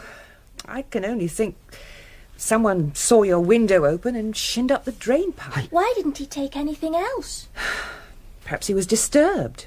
Heard us come into the house. After all, we don't know when it happened. I wish I could be certain when I last saw it. But you know how it is. Yes, one takes things for granted. It could have been taken any time since the weekend. I hate whoever it was. The police asked me if any strangers had been to the house since you arrived, but we've had no callers at all. Yes, we have. Mrs. Shelley's cousin. I must say, I take a pretty dim view of it. I come round here to collect Cousin Edith's junk. Next thing I know, I'm being accused of pinching your lodger's belongings. I'm sure they didn't. I didn't even know Shimojo had a sword collection. I expect it was just a routine check. Since when have the police been so bloody conscientious? I've already apologised. What more can I say? For what it's worth, I was questioned pretty thoroughly too. Oh, I'm sorry. The whole thing's ludicrous. What the hell would I want with a samurai sword, anyway? Would you like a drink? Why, I don't deserve it, but yes, please. Sherry, wine, or there's some brandy? Just a drop. I'll be had up for drunken driving next. I wouldn't have given your name, only they asked if there'd been any strangers around, and Lucy mentioned you. Ah, so I've Lucy to thank, have I? Oh, I'm sure she never thought that you were... You know what children are. Thank you. So, where is the young grass? Where she always is these days. Now, push the flap through. Good. That is the fold you will use for heads, beaks, wings, etc. I see. So, now you know all the basic folds. Can we make something now? How about a flying crane? That is what the children in my country begin with. You know the bird called a crane? Isn't it rather like a stork? That's right. In my country it is said that to fold 1,000 paper cranes is to gain your most desired wish. 1,000? At the very least. After the war, I am told, the children of Japan folded paper cranes and sent them all over the world as wishes for peace. Even to America and Britain? Everywhere. Even though we dropped the atom bombs on your country? Many bad things were done in that war. So, let us make our crane. When I make 1,000, I'll wish for your sword to be found. Let us start with one, shall we? I feel better. You look less like a volcano about to erupt. I shouldn't have reacted so strongly, but I had a bit of a day already. Pressures at work, phone call from my ex-wife. All I needed was that copper. You're divorced, are you? Ah, good as. It'll be finalised next week. But we separated over 2 years ago. That's one of the reasons I took the job in Canada. To help get over it? I needed to make a complete break. We'd no children to consider. But Julia's one of those civilised people who believes it's possible for everyone to remain good friends. And it isn't. No, not for me. That was what the phone call was about. She thought we should have dinner together the night the divorce comes through. What did you say? That I already had something on. I certainly don't fancy toasting our divorce, as if it was the result of a whim and not 5 painful years. How long have you been widowed? Nearly 8 years. Lucy was only 3 when John died. She won't remember him then? Barely. You've never thought of marrying again? I'm sure you've had opportunities. Sometimes I felt I should, for Lucy's sake. Might have made her less... Less what? Oh, I don't know. Less introvert. Well, she didn't strike me as introvert the other day at tea. Oh, that's because Mr. Shimojo was there. She's really taken a shine to him. But most of the holidays she spends shut in her room. You make her sound like Cousin Enid. I encourage her to have school friends round, but she doesn't seem to want friends of her own age. Mummy! Mummy! Now that doesn't sound like a child with too many problems. Look at my flying Crane! Oh! Sorry. You remember Mr. Trent? Yes. How are you, Lucy? All right, thank you. Mr. Shimojo's been teaching her origami. Ah. Did you have enough paper? Yes, but we'll have to get some more. What sort of paper? Oh, just plain sheets. They won't let us have any, you see. Sorry? They punish us if we... What are you talking about, darling? If we tear paper out of our rough books at school, we're punished. Why don't I bring you some from my office?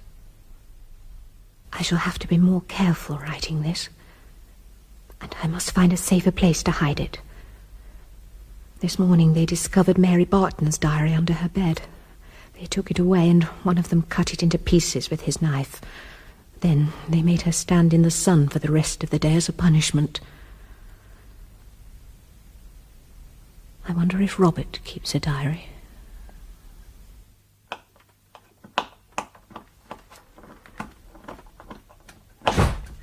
Is that you, Mr. Shimojo? Yes, good evening. Good evening. There was a phone call from the police earlier. No news, I'm afraid, but they've circulated a description of the sort to dealers and antique shops. Perhaps they will find it. Oh, I hope so. If they don't, it won't be for lack of cranes flying round the house. Mrs. Bristol, I wondered, would you permit me to take Lucy to the zoological gardens on Saturday? Oh, I'm sure she'd love to go. I will leave you to prepare your meal. Be seeing you.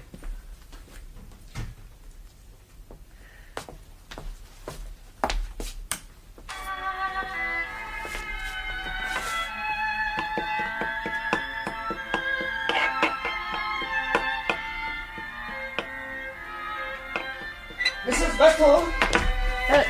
Yes? Oh, what is it, Mr. Shimojo? Something terrible. My paper mobiles. Oh, what's happened? They have been destroyed.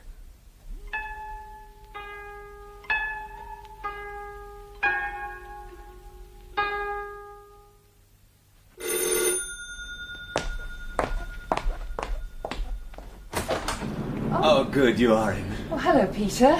I thought I'd call by with these. Just a few flowers. A few? They're beautiful. Well, they're an apology for the other night, and thank you for the brandy. Oh, that wasn't necessary. I also wanted to ask if you'd have dinner with me next Wednesday. That wouldn't be the day of your divorce, would it? How did you guess? I'd love to. If I can get a babysitter. Can't Mr. Shimojo keep an eye on her? I don't like to take advantage of him. But I'll find someone. Would you like a coffee? I can see you're busy. I wouldn't say no to a break.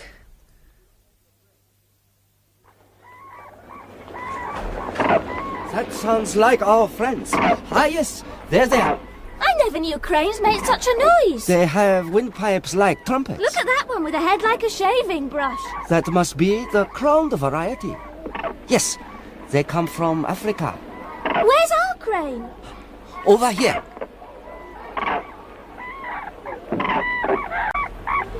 Japanese crane of Manchuria and northern Japan. See the way they move. They look as if they're dancing. Cranes are the most graceful of birds. They won't really die out, will they? Die out? Become extinct. It says, in the last century, the numbers of cranes have been sadly depleted, and their very existence is seriously threatened. It depends on human beings. In Japan, we have always protected them. There are special sanctuaries. There were also special sanctuaries in Korea, but then a war was fought in that country. After that, few flocks remained. Why must everything good be destroyed? It need not be. Your mobiles were.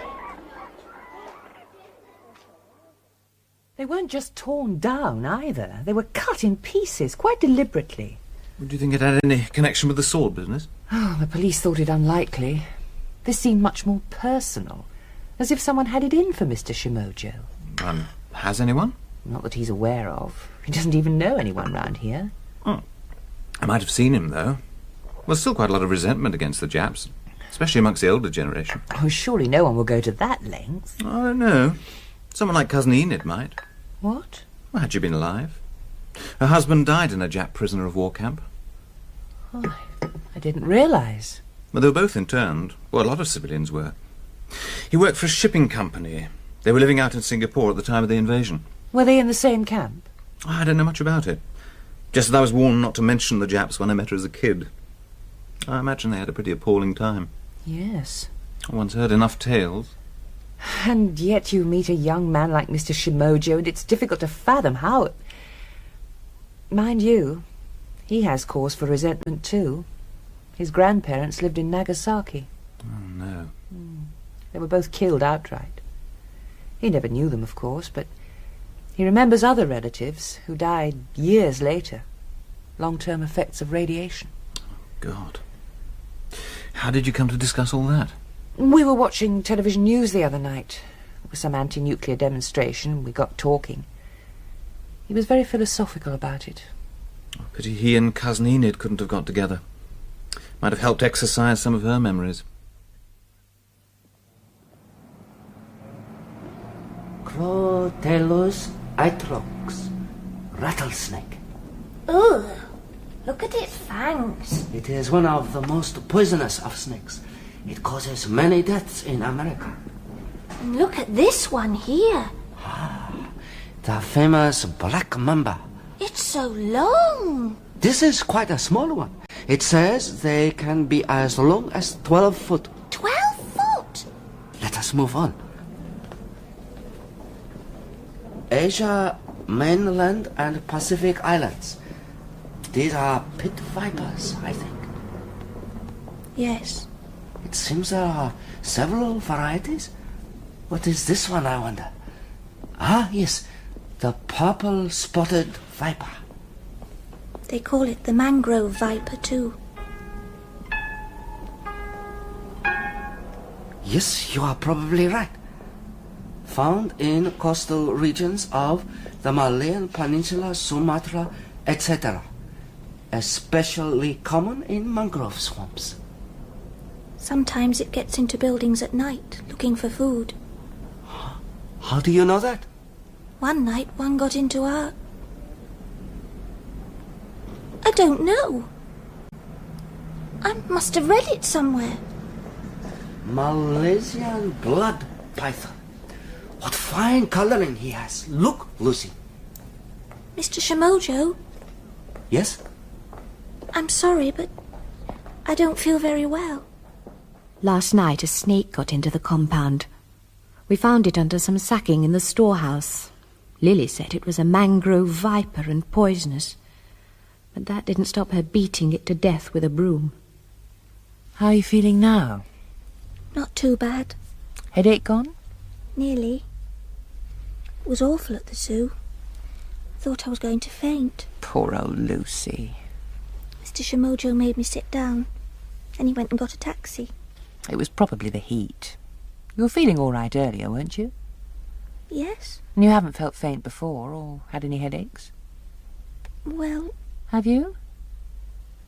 Once or twice. Why didn't you tell me, Lucy? The feeling went away. How long have you been having these spells?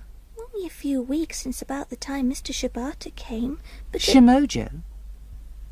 What? You called him Shibata. Shibata?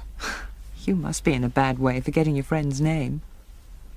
Brain feels sort of muzzy. You try and get a good night's sleep. In the morning I'll get the doctor to have a look at you. Good night, darling. Good night, Mummy.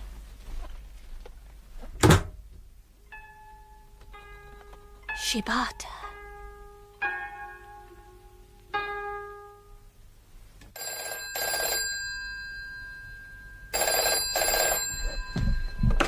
Hello, 888-903. Hello, Helen. Peter here. Oh, hello, Peter. I'm phoning for two reasons. First, to find out how Lucy is. Well, I took her to the GP today for a check-up. Seems that wasn't the first time she felt faint. What did he say? That it was probably the approach of adolescence, gave me a prescription, told me not to worry. But are you still worried? Well, I can't help it. She's not sleeping well either. Several times lately I've heard her tossing and turning. Well, that business of the paper mobiles was enough to give anyone nightmares. Yes, it's obviously preying on her mind. I think she's afraid Mr. Shimojo will leave us. She's become awfully attached to him. Oh, what was your second reason for ringing? Oh, about Wednesday. Wednesday? Our dinner engagement. Did you manage to find a babysitter? Oh, I'm sorry. It went clean out of my mind. Well, if you'd sooner call it off. No, I'd love to come. I think I'd better ask Mr. Shimojo after all. She'll be happier with him than anyone else. This Wednesday? If you've nothing arranged yourself. No, I shall be delighted to babysit. Babysit, I like that expression. Well, Lucy's scarcely a baby, but she does need someone to keep an eye on her. I'll leave you out a meal, of course, and if you want to watch television... We will find plenty to occupy us. I'm most grateful. My pleasure. I'll say good night, then. I'm sorry to have disturbed you. I didn't realise how late it was. I was not yet in bed. I have just come from the bathroom. I'll look in on Lucy, and then I'll be turning in myself. Thank you again, Mr. Shimojo. You are welcome. Good night, Mrs. Bristol.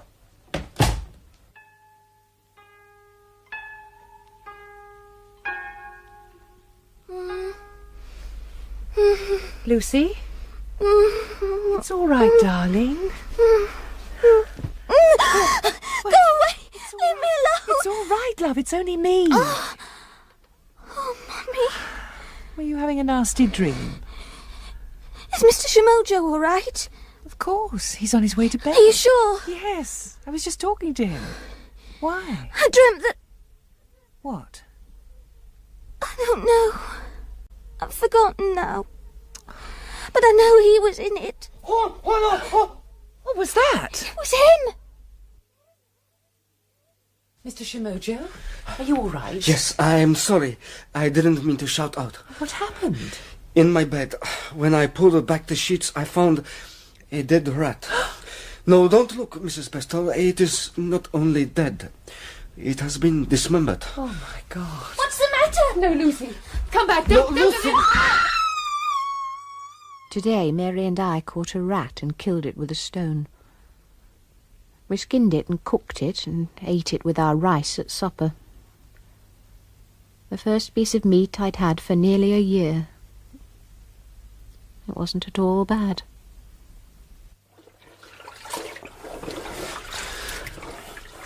Oh, there you are. I am soaking the sheets. You should have left that for me. I have also disposed of the creature. How is Lucy? Oh, she's settled down at last. I gave her a sedative. I cannot forgive myself for shouting out like that. If I had not woken She her... was already awake. She'd had a nightmare. A bad dream. It was something to do with you, too, although she couldn't remember what. She asked if you were all right. It was almost as if... It was some sort of telepathy. Telepathy? Communication from one mind to another. Ah, yes, telepathy. She must have sensed something was wrong. I think the blood will come out. Oh, what sort of person would do a thing like that? Someone sick in the brain. Yes. Whoever it was must have got into the house while Lucy and I were at the shops. Presumably the same way he did when he destroyed your mobiles. And when he stole the sword also. It's beginning to look like it. I should have changed the locks right away. You think the person has keys to the house and fled? It's an awful thought, but I can't find any other explanation. I do have a couple of spare sets. I suppose it's just possible they managed to get hold of duplicates. I'll send for a locksmith first thing. Unless, that is, you decide you want to go. Go? I should quite understand your wanting to leave, under the circumstances. Mrs. Bristol, until I came here, I had no friends in this country. Now I have you and Lucy. I will not permit some sick-headed person to rob me of such a friendship. But you prefer I should leave? No, Mr. Shimojo. I feel the same as you. Cheers. Cheers. And thank you for coming. Well, I must admit I was in two minds. Well, not that I didn't want to come. I just didn't like leaving her after all that. And what made you? Lucy herself. When I said I'd put you off, she made quite a scene. I think she was looking forward to entertaining Mr. Shimojo on her own. And I've been looking forward to entertaining her mother. She's even cooking his meal. I'm afraid I can't compete there. I booked a table for 9. There's something I want to show you before we go. That's why I brought you back here for a drink first. Oh, what's that? You know the box you gave me, along with Cousin Enid's other things? The one with the letters in? I finally got round to looking through them last night. And were they from her husband, the letters? Yes, from their courting days. But I found something else too, far more interesting. What? A diary. It was hidden away under the other papers in an old tobacco pouch. She wrote it in the prison camp. Good Lord. Some of it's in an exercise book, and then she ran out of paper. The rest's written on all sorts of scraps. Spent half the night sorting it into chronological order. Imagine it surviving all this time. It's quite a miracle it survived the camp. Diaries were forbidden by the Japs. It seems she kept it hidden under a slat in the latrine. Here, have a look. Oh, thank you. It's faded in parts, but most of it's still legible. It makes fascinating reading. Well, perhaps a more accurate word would be horrifying. I can hardly bear to write this. Robert and I have been parted. When we arrived at the transit place yesterday, they divided up the men and women. We were brought to this hole, and they were sent to another camp. According to one of the nuns, it isn't far away. But I want you here, my darling. Here with me. I wonder what your camp is like. It can't be worse than this. The filth. And the food. We've only had one meal since we arrived. That was a bowl of rice crawling with maggots.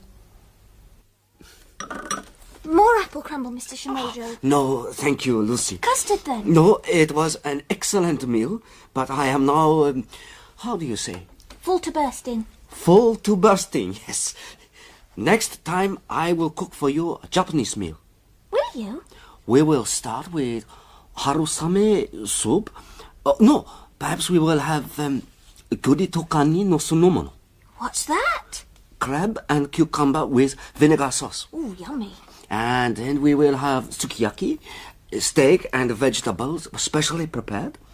And we will finish with green tea ice cream. And will you teach me to use chopsticks? But of course. And now we must wash up. Oh, let's leave it. I've got some new conjuring tricks to show you. I've been practicing all day. No, first we will wash up. Your mother will not wish to return to the dirty dishes. Oh, my God. Did you read this bit, Peter? What's that? The day she saw her husband for the first time since they'd been imprisoned, when they were out on a working party. Oh, no, I only skimmed through the exercise book. I was busy trying to sort out the later parts. They'd been there nearly a year. Today, my prayers were realised. We went into the jungle again, 12 of us, including Lorna Davis, although her arm is not yet mended, and the last thing she should be doing is chopping wood. It was around midday. I was nearly dropping. My hands were blistered as never before, my face and shoulders burning. I heard one of the guards call out, and I saw further down the track a little cluster of men. They were dragging logs and being urged on by the guards. I thought we were thin until I saw them. And the head of the group was a man like a skeleton. His head shaved, his arms and legs hanging like sticks from the filthy rags he wore. As they came closer, he looked up. It was Robert. They didn't even have a chance to talk. They tried, but the guards started laying about him with a stick. Oh, Peter, how awful. It's nothing to what comes later. Did they manage to make contact at all? Intermittently. They found a friendly native who passed on the odd note.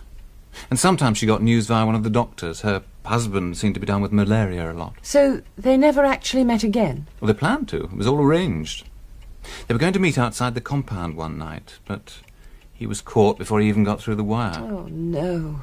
Well, had he got through, he'd probably have been shot outright. Might have been better for him if he had, poor devil. Why? What happened? He was beaten and tortured in front of the other prisoners. Then tied up and slung in a cell without food or water for over a week. He died the day after he came out. They told her it was fever, but she heard the truth from the native. No wonder she was as she was. Seems the one man in particular was responsible for most of the atrocities in the men's camp. It was him she blamed for Robert's death. A bastard called Major Shibata. Shibata, did you say? Now take this piece of string, Mr. Shimojo. That's right. It's exactly the same as my piece, isn't it? Yes. I want you to tie a triple knot in it, like I'm doing. So? Yes, good. Now pull the knots tightly so they can't be undone. There. Fine. And mine are even tighter, see? No one could undo them, could they? I doubt it. Now watch. I'm going to blow on mine. See what happens. Abracadabra. Oh. The knots dissolve. Very good. Now you try with yours. Go on, blow. Harder.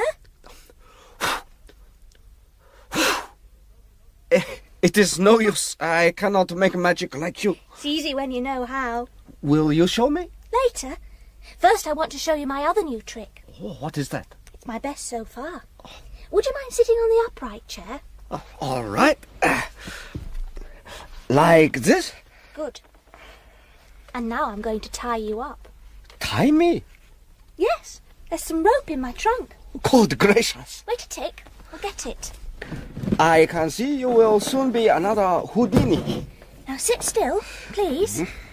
I have to tie you really tight so you can't escape.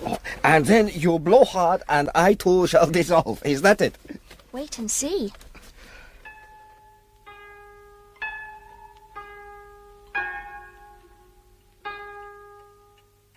Shibata. Are you sure? Yes, I'm certain that was the name she used. I remember because it's similar to Shimojo. I admit it's an odd coincidence. If it is a coincidence. How do you mean? What if Mrs. Shelley was using Lucy in some way? And don't look like that. We know she's been having these strange lapses, fainting spells, call them what you like, and they did start about the time Mr. Shimojo arrived. Yes, but Mr. Shimojo... I know what you're going to say, that he's 30 and charming and had nothing to do with the war, but couldn't it be that the very presence of a Jap in the house, not just in the house, but in her flat, triggered something off? You said yourself that if she'd been alive... She'd been alive, but the woman's been dead for 3 months. One reads about these things, people being taken over by the spirits of the dead. It would explain a lot, Peter. I hope you're wrong. Because if we carry that theory to its logical conclusion, Mr. Shimojo's in danger. Read the last lines in her diary. I feel nothing. Nothing but hatred. Hatred for all of them. But most of all for the one responsible. I shall never stop hating him. Never. Nor will I rest till he is dead too.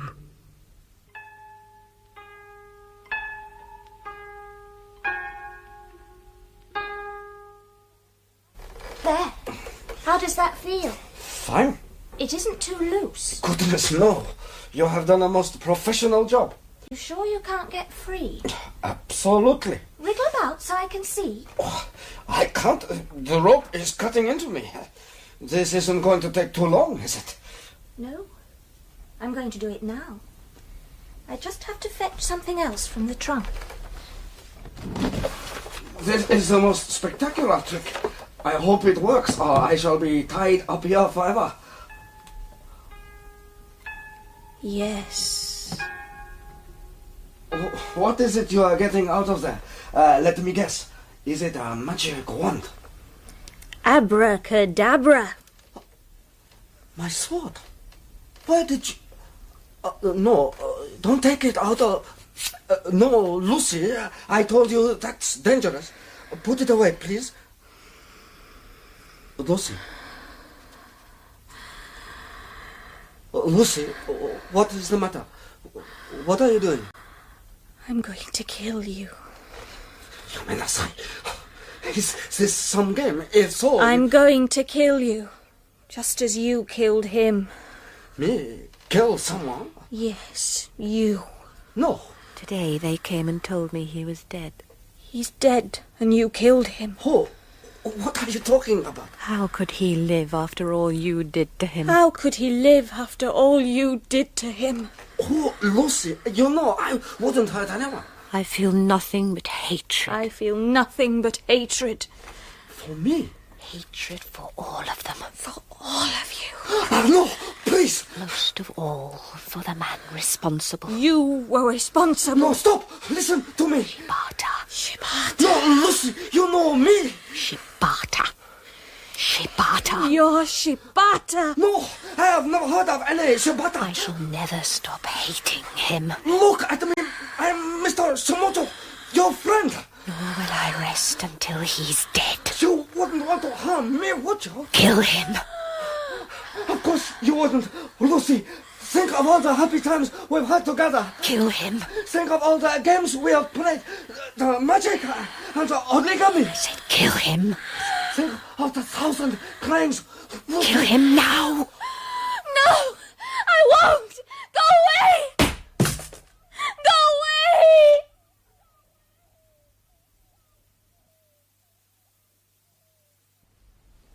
I've spoken to the doctor. He's on his way. Oh, I think she's coming round. Thank heaven. Mummy? Hello, my darling. Have I been asleep? Sort of. Where's Mr. Shimojo? I am here. Is everything all right? Yes, everything is all right now. And you won't be going away? No, Lucy, I won't be going away.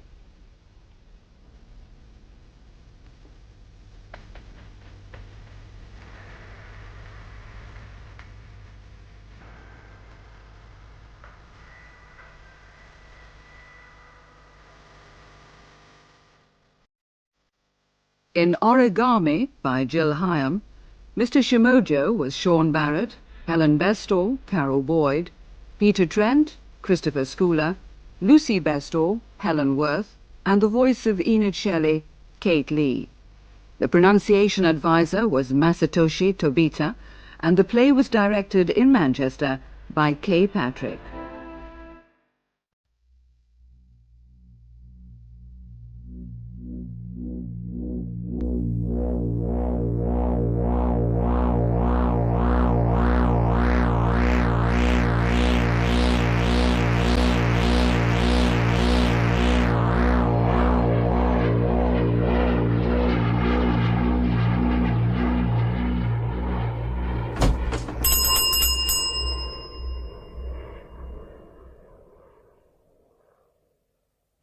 Antiques?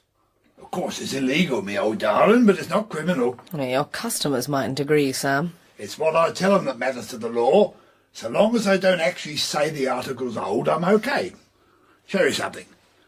Promise not to put it on TV. Promise. Good show that of yours, Joanna. Today's World. Here's something from yesterday's world, maybe. Oh, a beautiful ceramic beetle. An old Egyptian scarab, still with the traces of the original blue paint. Was it part of a necklace?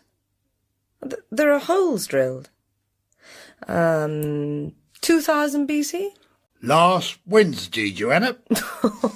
You old crook. I made it last week. In my little old kiln here. Now, here's another one. Oh, that's obviously new.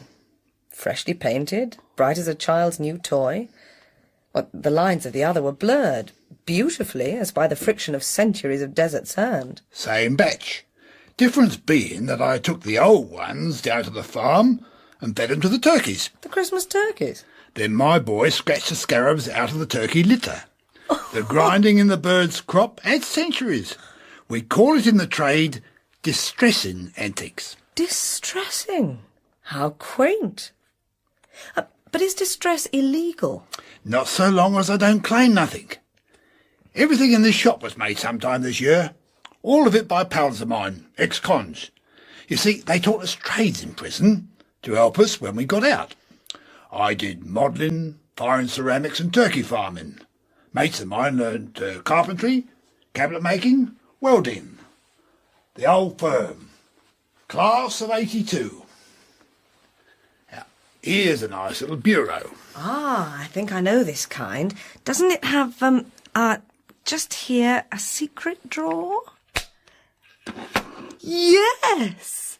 And look, Sam, there's a little book in it. A diary, a girl's diary. The date, 1789. In lovely old copperplate. It's even faded. They fall for that one like a ton of bricks. Now, who's the crook, I ask myself, when the punter pushes the drawer back and says nothing? Let them find a secret drawer you didn't notice, with something nice in it they're not going to tell you about, and you can name your own price. Ah. I've got a room of bureaus at the farm just like this, all with diaries and secret drawers. You make it sound quite fun. Class of 82 and the rest. I'd die before I went back inside. Well, you made something out of it.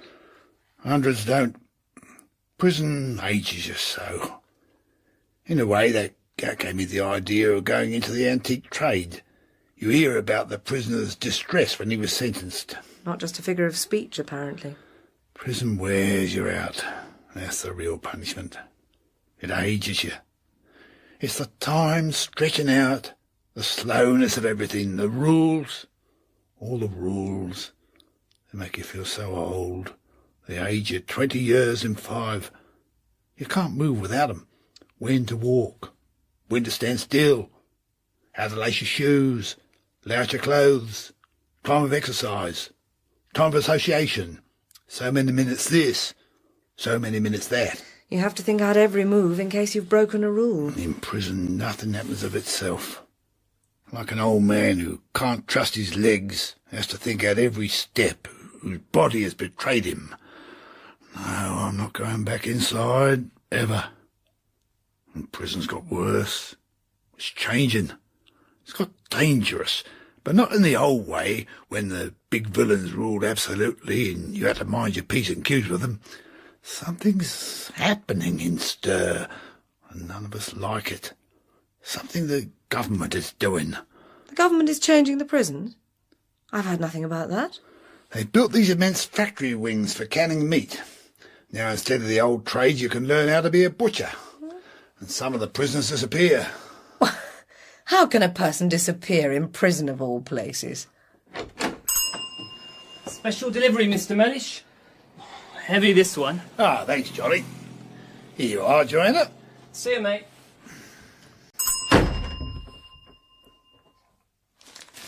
Oh, splendid. Muzzle-loading pistol. Octagonal steel barrel. Wonderful wriggle-work engraving. Style of Nelson's time.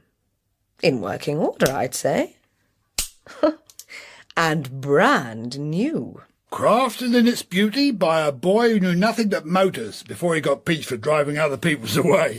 You're going to distress that lovely new pistol. What a pity.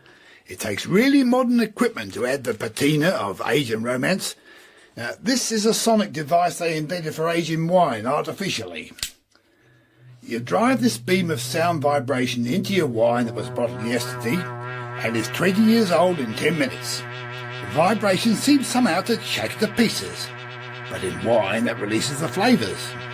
With a bit of extra power in it, it works on antiques.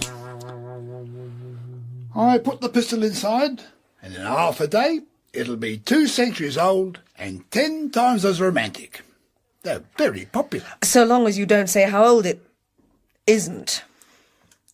Now, about those disappearing prisoners. The Home Secretary is aware that there are at present lodged in British prisons 43,311 convicts. But is the House aware of the charge to the nation of this prison population? The average cost of maintaining a prisoner dry and warm and with sufficient food and clothing is no less than £202 per week, including maintenance of the buildings.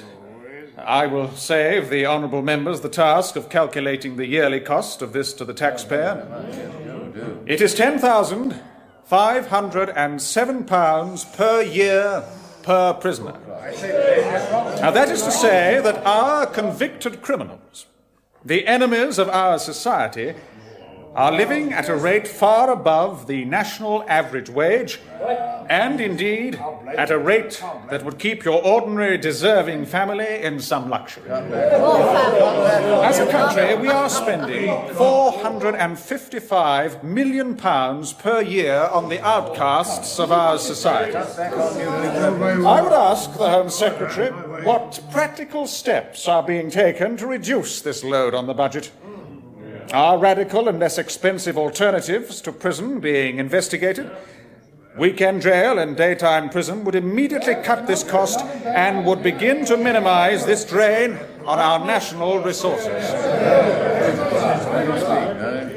I am able to reassure the House and the Honourable Member for East Grinstock that active steps are being taken.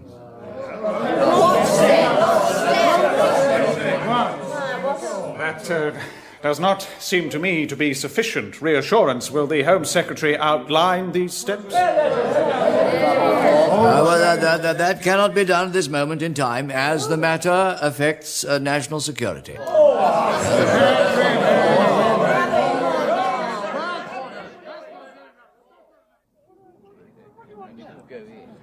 Well, Joanna, I asked your question in the House for you.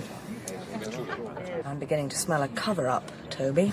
The newshound nostrils twitch. But what can you do about it? If the Home Secretary says national security nowadays, he has almost unlimited powers of concealment. Well, there's a very nasty smell here.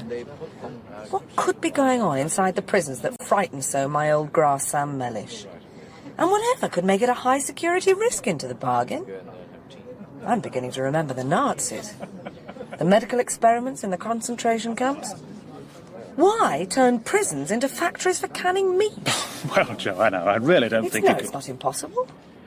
The Americans have used prisoners as guinea pigs and worse before this. In exchange for permission to experiment, they get remission of sentence or parole. Organise that and you've got Auschwitz all over again. Sam tells me that long-term prisoners are disappearing out of the prisons by some kind of arrangement with the authorities. They're called into the governor's office and are never heard of again. Then their families move and turn up somewhere else where they're not known and buy a bright new bungalow as if they've suddenly come into money.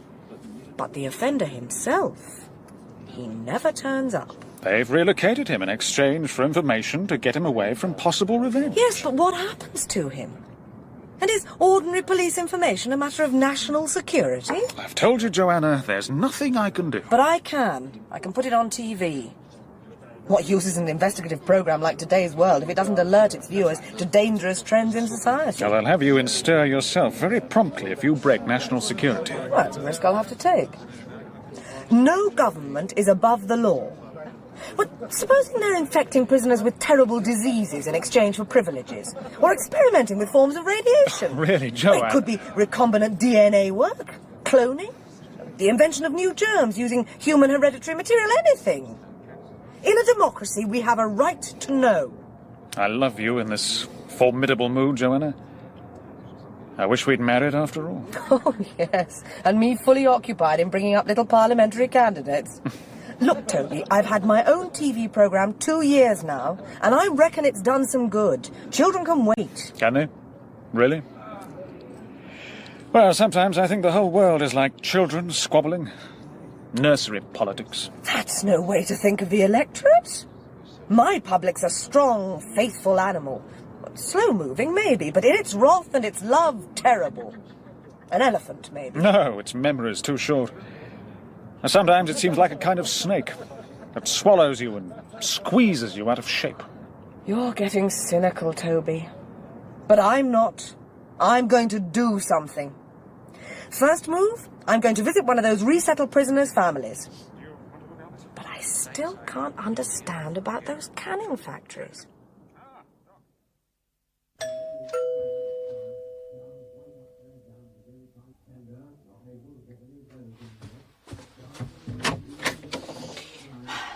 Yeah? Oh, good morning, Mrs. Pettit. We haven't met, but, My husband's not here. It's you I wanted to talk to. I know who you are. Joanna Prim, from the telly. Ron and me, we always watch on Saturdays. You look different somehow. We're not on the telly now, are we? No, Mrs. Pettit, this isn't game for a laugh. That's a relief, anyhow. Can I come in for a moment? Oh, yes, of course you can. Please forgive the state the house is in. Come into the front room. Our, Grandad's watching the telly, but you won't mind, will you? I'll turn the sound off. He'll be quite happy watching the pictures. Makes no difference to him. He don't really care whether it's on or off. But it's such a business moving him since he can't help himself. Oh, no, Mrs. Pettit, please, the kitchen will be fine. Well, I'll put the kettle on. Would you like a sandwich? I've got a new kind of canned meat here. It's very nice. Well, that's why I want to tell the story on television, from the family's point of view. I see. You mean he wouldn't come into it? He's still inside, of course. Well, yes, I know, but... Which prison is it? Well, he's not exactly in prison. Where is he, then? No, not exactly. It's, Secret? Sort of, yes. Sort of experimental. How do you mean, experimental? I mustn't say. Where is your husband, Mrs. Pettit? I signed a paper. They said I'd be in jail 10 years if I told. I can't do that. Who'd look after Grandad? You're asking the impossible. I think you'd better go now, Miss Prim. It's a very nice house you've got here, Mrs. Pettit. Who's paying? All the bullion was recovered. What do you live on now, Mrs. Pettit? There was an arrangement. Please go. Please go now. Ron? Ron? Ron! Yeah, what is it, love? I'm watching the boxing. Hey? Well, I never, Joanna Prim. Hey, Peg, you've not been talking to her. She's the woman on today's world. This is my friend, Ron, Miss Prim. He wants you to leave. Now. Then leave I shall. What have you got for me, Sam? Well, the word is that the big boys are getting restive. They want to know what's going on too. They like the prisons to be predictable. After all, a lot of their boys live there, and they like them to do time in reasonable comfort. But suddenly the prisons have become restive and unsettled, and nobody knows quite why. I was told that we get some quiet help if we wanted to find out. Oh, that's good news. It's the two unexplained things together that worry everybody, I suppose. There's nothing a con dislikes more than feeling he's being conned. It's against the natural order of things. Firstly, the disappearing prisoners. Nobody knows what happens after that summons into the governor's office. The con's never seen again. His things are quietly collected from his cell. And the other thing is those canning wings built onto the prisons. It's a bit gruesome, but I don't actually see anything wrong with that. After all, you can learn carpentry inside. This is simply another trade to help you when you get out. How to cut up meat, how to be a butcher, how to work a canning machine. It feels wrong. Why? They bring in outsiders for part of the process. Outsiders? There's some kind of inner room where the meat is actually killed. It's forbidden for cons to go in there, and sections of carcass are passed out. There's something not quite right about the carcasses either. What sort of something? Well, they're sort of even, all the same, standard. No legs or heads or haunches, just ribs and backs, shoulders, bellies, just torsos. And nobody's ever seen live cattle delivered. Only lorries with sacks of chemicals. The cons have made a whole lot of jokes about it, and this means they're really worried. Jokes for survival. Exactly. They say that doing time has got so expensive that the taxpayer's going to have to save money by canning and eating the convicts. Dear. They say that the judge in future is going to give you your sentence not in years, but in hands and finger joints. And for very serious offences, they'll take an arm or leg, or even 2 legs. And that helps security, you see, since you can't run away if they've eaten your legs. And they say that if you make that deal with the governor, they take the whole of you and turn you into pet food neatly canned. There's more. More to worry about? Yep. If it's just a canning factory and slaughterhouse, why do they need radioactivity? What? There are red radiation danger signs and special airlocks and people going about in white radiation suits with helmets and all. And then there's Dracula in white. Dracula in white? That's what they call him. He visits all the time with his white coat on, or his radiation suit. Dr. something White, a big wheel in science. They don't like him one bit. You don't mean Exeter White? Dr. Exeter White? That's him. Do you know him? Of course I know him. He's been on Today's World. He's a very big wheel indeed. I gave him a rough time in the interview. He's a fanatic about preparing for nuclear war. He's the only man in recent years to win 2 Nobel Prizes. One was for medicine in tissue culture and cancer research. The other was for physics for inventing a nuclear resonance device that shrinks cancerous tissue. Whatever would he have to do with prisons? Sam, there's only one thing for it. What's that? We'll have to break into prison.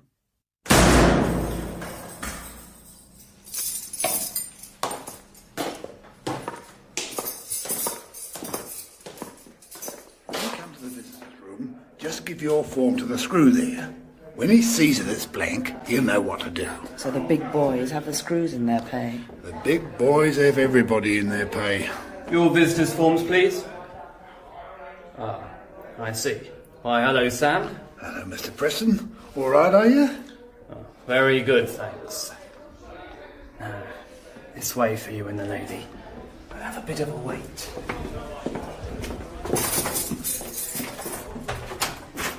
A broom cupboard. Oh, it's quite roomy, miss. I'll put some clean blankets over there on the shelf for you. Good luck. Thanks, Mr. Preston.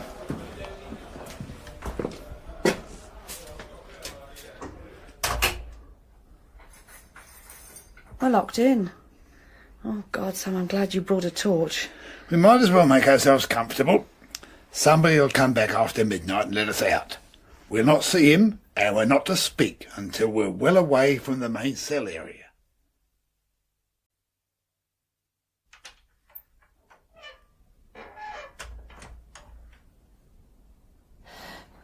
What? Shh. Now, I've got a map and a copy of the master key. The factory wing's not far, and once out of this cupboard, we've got to be absolutely quiet until we reach it.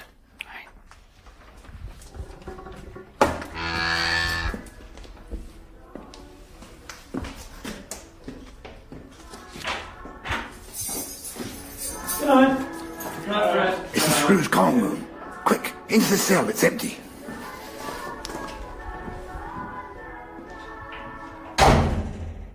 All clear. Glad I don't do this for a living. My heart nearly stopped that time. This is the door to the factory wing. Once inside, we can move about and talk freely and put the lights on. It's soundproof and there are no windows.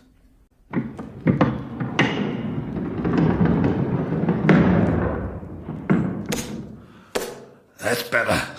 What a strange place after the grey prison. Spotless. Glaring white tiles and shining stainless steel. Yeah.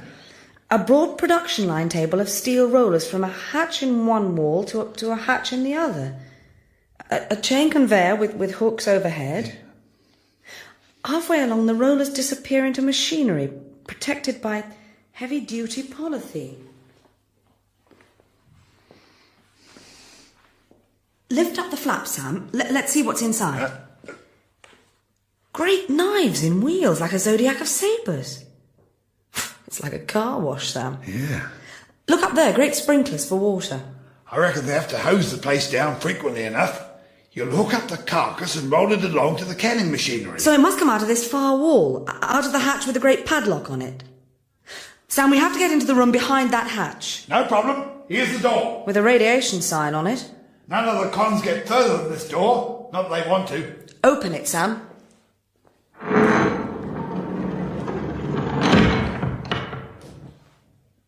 It's very like the outer room. A bit more complicated. The table of rollers again, leading from the padlocked hatch. Conveyor chain above with hooks. Must make a hell of a row in here when they're killing. No wonder the wing is soundproofed. Joanna? Yes, I know. The production line should start with a cattle pen. They drive the animals into a pen and stun them one by one. But there's no pen. The rollers only lead to a big machine built against the wall. The meat must come out of the machine.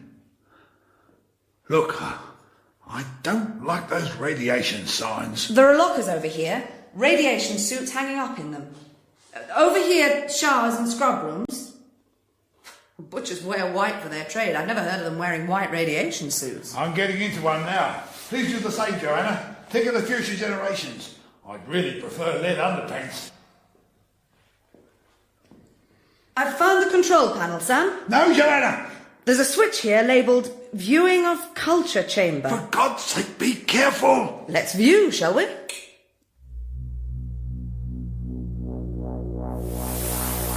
Good, oh God, shut it, Joanna, shut it quick! What in God's name was it? Gleaming and speckled, gliding, rippling, rubbing against itself. This switch says Production Hatch Control.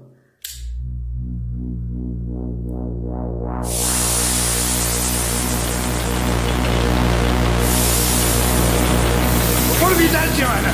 It's coming out of the machine hatch, spitting at us along the rollers, all spotted and big as a tree. Hello! That's back another that. Strange way to shut off the resonator. That's better. Well, Joanna Prim. We don't want to wake up the whole prison, do we? Dr. Exeter White. As they say, we meet again. Dracula in white? It's a while since we met on your programme, Miss Prim. I can't say that I enjoyed the experience. The world has honoured you, Dr. Exeter White. I thought then that your ideas were pernicious, and I still do. My opinion is confirmed by what I see now. Why, what's the harm, Miss Prim? I think that in the last resort our country will thank me for what I have achieved here. I can't think that the public will approve of what you're doing here, Dr. Exeter White. And I intend telling them about it. Please be careful, Joanna. He's got 2 security men with him, and they look like killers to me. Oh, I hope you won't tell, Miss Prim. That would mean prison for you. This is an official secret. It would be treason to reveal it. Besides, I doubt whether you really understand what I'm doing for the sake of Britain among the British prisons. Official secret? Why, it's quite obvious from your work on radiation and cancer what you're doing here. You've taken human tissue from those unfortunate prisoners that have disappeared, and you've irradiated it with your famous resonator in some manner that stimulates it instead of shrinking it. Stimulates its growth enormously in your machine, and you're canning the cancer you've made, and you plan to sell it off as food to offset prison costs. Oh, that's marvellous. Oh, that is simply wonderful. What a mind you have, Joanna. Canned cancer. Oh, dear, it's really very funny. You've created a world of terror out of your own television mind. Canned cancer. Isn't that rich, Strangeways, Cooper? Well, tell me then. Tell me what you're doing here so I can believe the evidence of my own eyes. Perhaps I'll laugh then. Well, in the first place, it has nothing to do with the disappearing prisoners. You have my word on that. I may believe you when I've heard the rest. And in the second place, it has nothing to do with human tissue, cancerous or otherwise. Use your eyes, your famous TV investigator eyes. Look again at what came out of the production hatch and now lies still on the rollers, ready for processing. Tell me what it really looks like. I'm not sure. I'm not quite sure. Sam? Perhaps your ears will help your eyes. What does it sound like? Cooper, please turn on the activation switch again.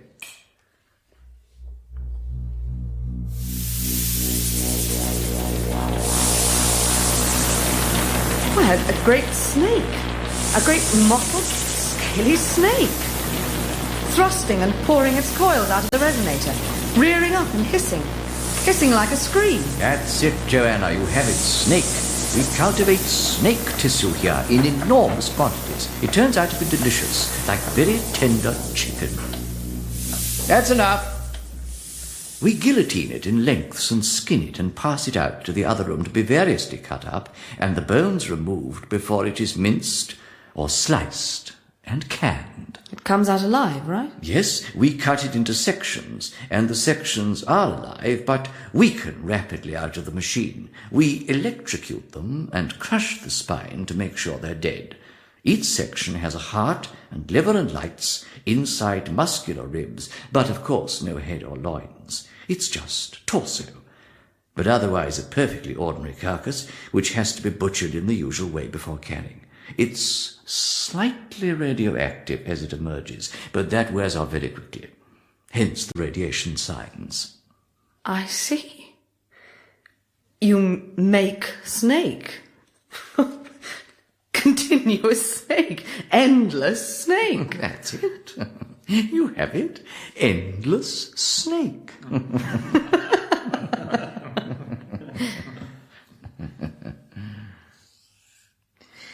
You see, there's nothing so terrible about it after all. Okay. Then why the official secret? Now that is just the one unpleasant thing about the whole business. I knew there was a catch. If the bomb drops, if there is a nuclear holocaust, it is exceedingly likely that with the breakdown of all services there will be a shortage of food and even a danger of cannibalism. To forestall this, the government are stockpiling enormous quantities of food in various underground depots all over the country. This must be kept secret, for if we started importing exceptional quantities of cattle meat, questions would be asked. But with my resonator, and with tissue culture, we can manufacture extraordinary quantities of delicious high-protein meat out of simple chemicals, at minimal cost and without attracting notice.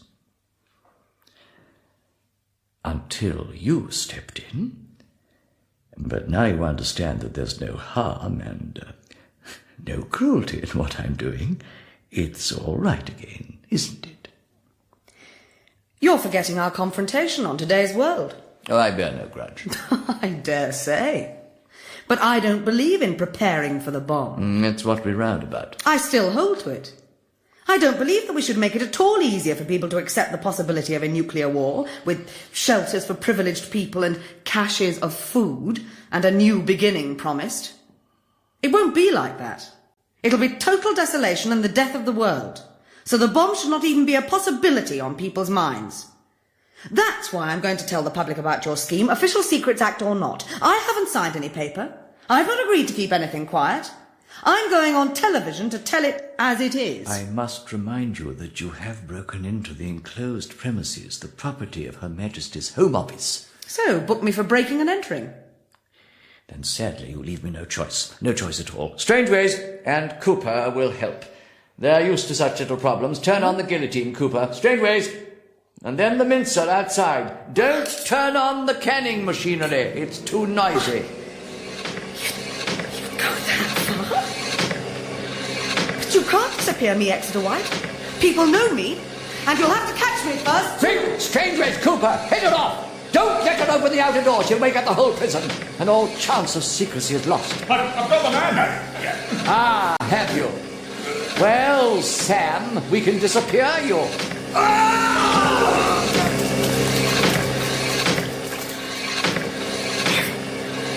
You've killed Sam. You've killed him in your machine. Oh, I'll get you for this. I'll turn on all your machines and fling the doors wide so that the uproar fills the whole prison, fills all England with its noise. Here's the canning switch. Strangeways, go back, quick! He's got to the door! It's too late.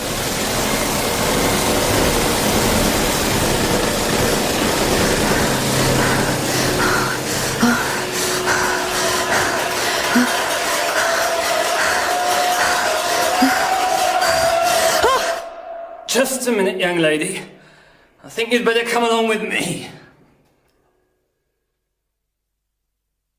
I have consented to hear this case in camera, under the special regulations and without jury, in the strictest security, and with the exclusion of both public and press. This is because of the considerations of national security that are deeply entwined with the events of this prisoner's crime.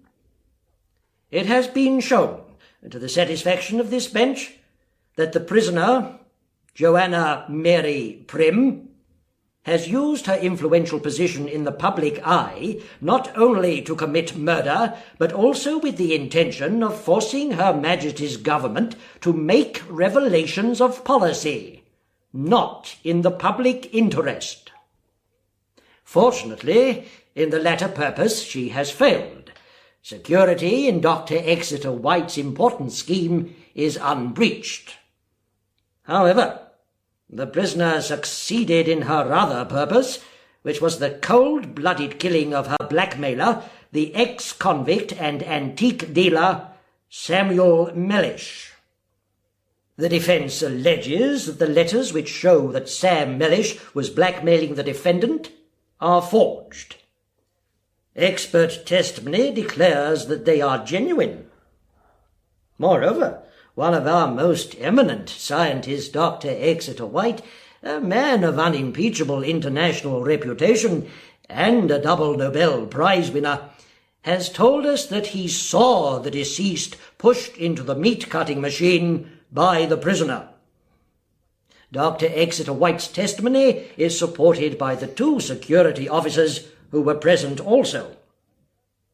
I have no alternative but to accept the prosecution's case that the prisoner used her position in public life to gain access to meat-packing machinery where the disappearance of her friend would not be noticed, and that she was, at one and the same time, planning to reveal the existence of secret food depots on television for the enhancement of her personal career. This is the opinion of my learned colleagues on the bench. Also, the crime is a double one: murder and treason. Prisoner at the bar, have you anything to say before sentence is passed? I have told you it's a lie. It's a put-up job. There is no way you can prevent me telling my story to the public. Fortunately, there is. I sentence you to 2 terms of jail to run consecutively, 20 years for deliberate and premeditated murder, and 20 years for actions damaging to the security of Her Majesty's realm. Your sentence to be served incommunicado and in solitary confinement in a high-security prison. High security?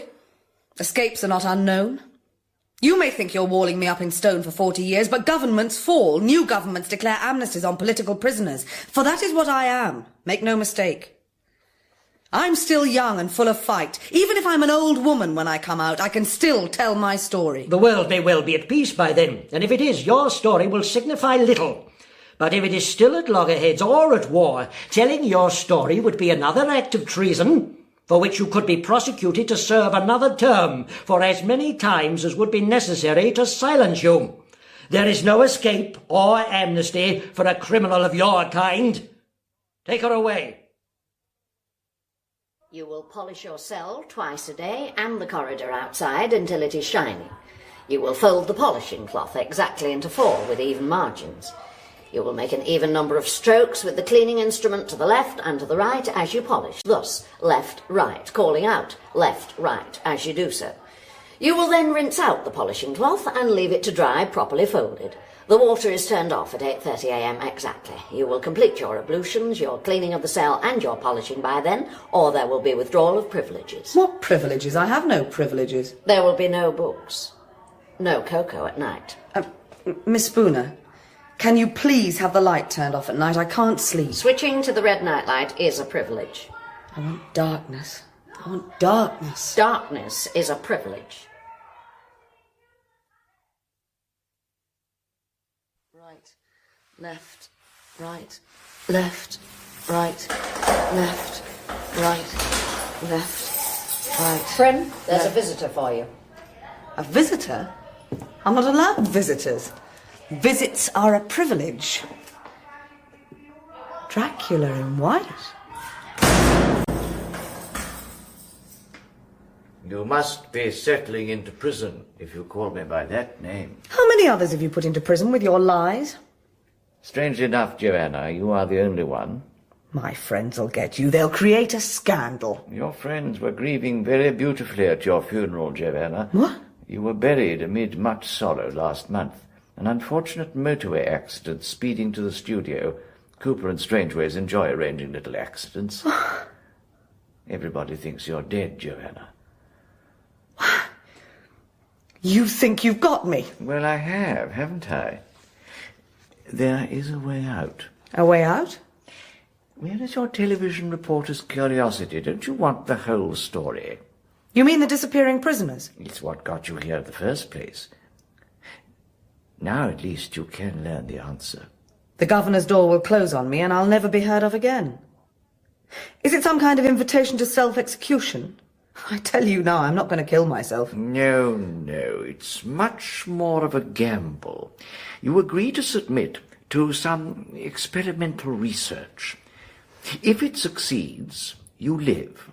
The authorities cancel your prison sentence, and because they no longer have to pay your bed and board, they give you a lump sum. You can invest the sum, or bequeath it, or simply spend it. The scheme's in its experimental phase, so the terms are generous. Later on, most people sent to prison may be offered similar terms, on a less generous scale, of course. It's a kind of redundancy scheme. Made redundant by society. Exactly. You see, Joanna, I'm not an evil man. I was forced into those lies to protect my work. You can trust me. Now you understand what I'm doing. I haven't anybody else left to trust. And I do want to know.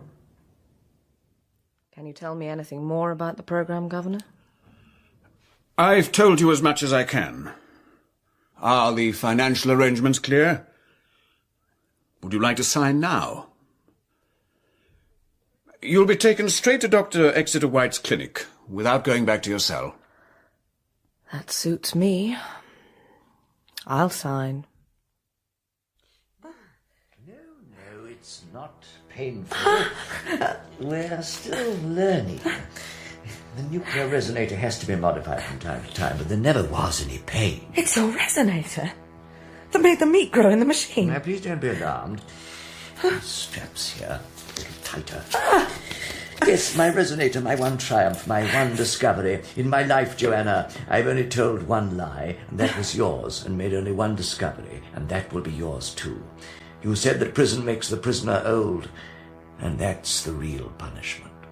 So old and tired, and so many years to go. You have to serve your sentence, but why spend all those years doing it? My resonator will help you. You're not going to turn me into food. No. Always yourself, Joanna. Yourself. My resonator slows tissue growth down, and that cures cancer, or it can speed it up, so that meat grows faster for food. But now I can speed up life and keep the human shape. I can speed people up. Speed them up? They live faster? Like speed drugs? Yes. And inside my resonator a person will age fast. So fast. Oh. Joanna, your terrible 40-year sentence. You will live that through in 40 seconds. I'll be old. Yes, but still Joanna. That old man. The vegetable in the bungalow, was he? Yes, he was the gold-stealing husband of the woman with the boyfriend Ron. Not Grandad at all. I aged him. Vegetable. Yes. I'm afraid that the aging process undergone so fast can make the brain capillaries rather fragile, and there is the danger of a stroke. But it may not happen in your case, my dear. You look distressed. Distressed? Sam distressed the antiques. Yes, well, that can't be helped. You'll be a little bit of an antique yourself, my dear. You're going to distress that lovely new pistols. What a pity. 2 centuries old and 10 times as romantic. Our convicted criminals, the enemies of our society, are living at a rate far above the national average wage.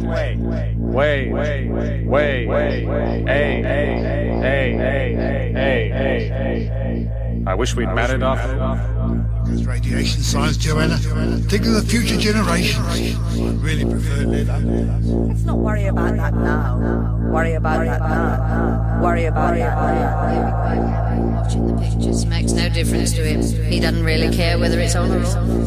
But it's such a business movie. I wish we'd married after all. Children can wait. Have they? Really? Children can wait. Children can wait. Children can wait. My children! Oh, my children!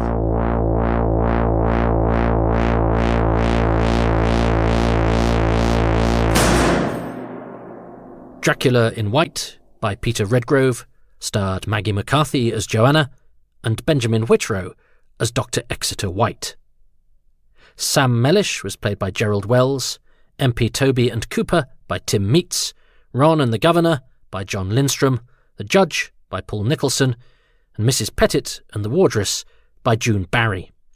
Other parts were played by Richard Curnow and John Lindstrom. Dracula in White was directed in Bristol by Brian Miller.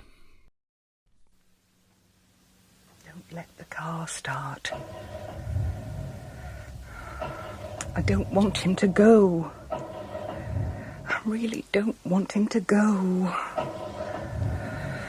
If I can hold my breath for 2 minutes, the car won't start and he won't go.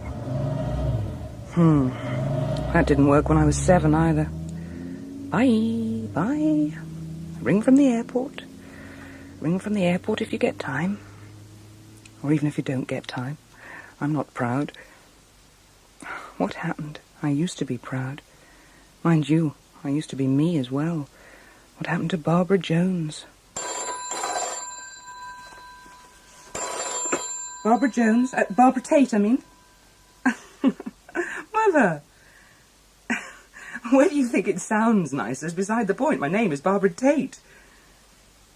Mother, you were at the wedding. There's a space in the service if you want to complain. Well, I can't help that, my love. You're a bit late. He's gone.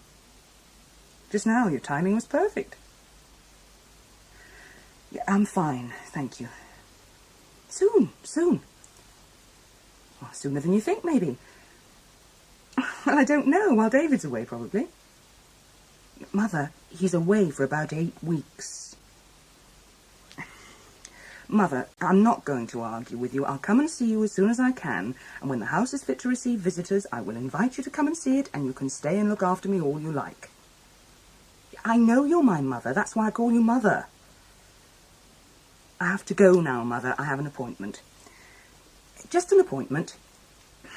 I'm not being secretive. Am I mad?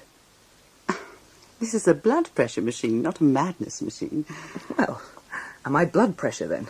Your blood pressure's okay. You startled me. I'm sorry. I'm sorry I was flippant. I was looking for time. Shall we start again? I don't know if I can. Took a long time building up to that. What makes you think you're mad? I'm just being stupid. Self-indulgent and stupid. I'm going to have a cup of coffee. Then I'm going to do my calls. You want to have a cup of coffee and a chat? I'm worried about the baby. Why? I don't know, I just am. Very worried or just slightly concerned? Is she normal? There's no such thing as normal. Each baby is itself. The nearest thing you can get to normal is average, with babies as with sex lives. Why did you say that? Ah. And that? I haven't met Mr. Tate, have I? Why did you say that about sex lives, and why did you follow it up with that, There's no such thing as a normal sex life, and there's no such thing as a normal baby. But lots of people worry about achieving the norm in both instances. Oh. Oh, I seem to have picked a scab, don't I? What? Oh, you nearly jumped off the seat. More coffee. What? Oh, no. Yes, thank you, please. Thank you. So, why do you think you're mad? Do you know, all of a sudden, I don't. Good. I'm on my own too much. I complain because I can't be me, and then I complain because I'm on my own too much. I live in a bubble. There's only me and the baby, and the rest of the world is something else. We look in and they look out. Other way round, isn't it? What? Well, if you live in a bubble, you look out. They look in. Oh, I suppose so. There's a barrier, anyway. Where is she now? Outside in the pram. Why did you wonder if she was normal? Oh, take no notice of me. I'm neurotic. Look, your notes haven't come from your previous doctor yet. Come and see me in a couple of days. What difference will they make? Difference? Oh, none at all, I should think. But it's always helpful to know what's been going on, another opinion. Oh. Is that all? Come and see me. Ring me in a couple of days. Okay. And I'll see the baby, too. What's her name, by the way? Sarah. Ah, a couple of days, then.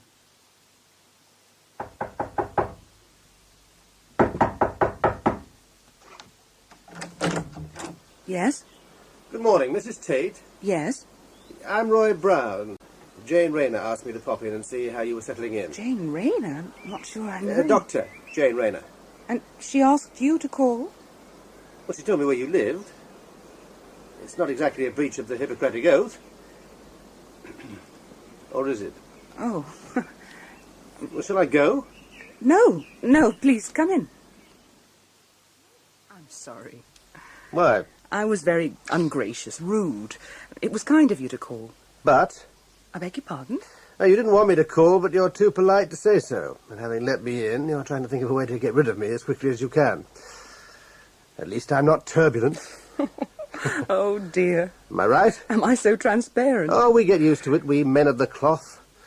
I had no idea it was going to be so much like being a salesman. I'm not religious, you see. Lots of people say that, too. Most of the time they mean that they haven't time to go to church. How are you on being neighbourly? Bit out of practice. I'm one of your nearest neighbours. I haven't seen a church in the village. Just over the brow of the hill. If you stand in your back bedroom, the right-hand one, and stand on tiptoe, you can just see the tip of the weather vane. You know the house, then? Yes. How? One of my flock. I visited him when he was ill. In the back bedroom? Yes. Did he die there? No, in the hospital. Away from here. Can I offer you a cup of tea? Have you been here long? 13 years. Oh. Yes, I'm older than I look.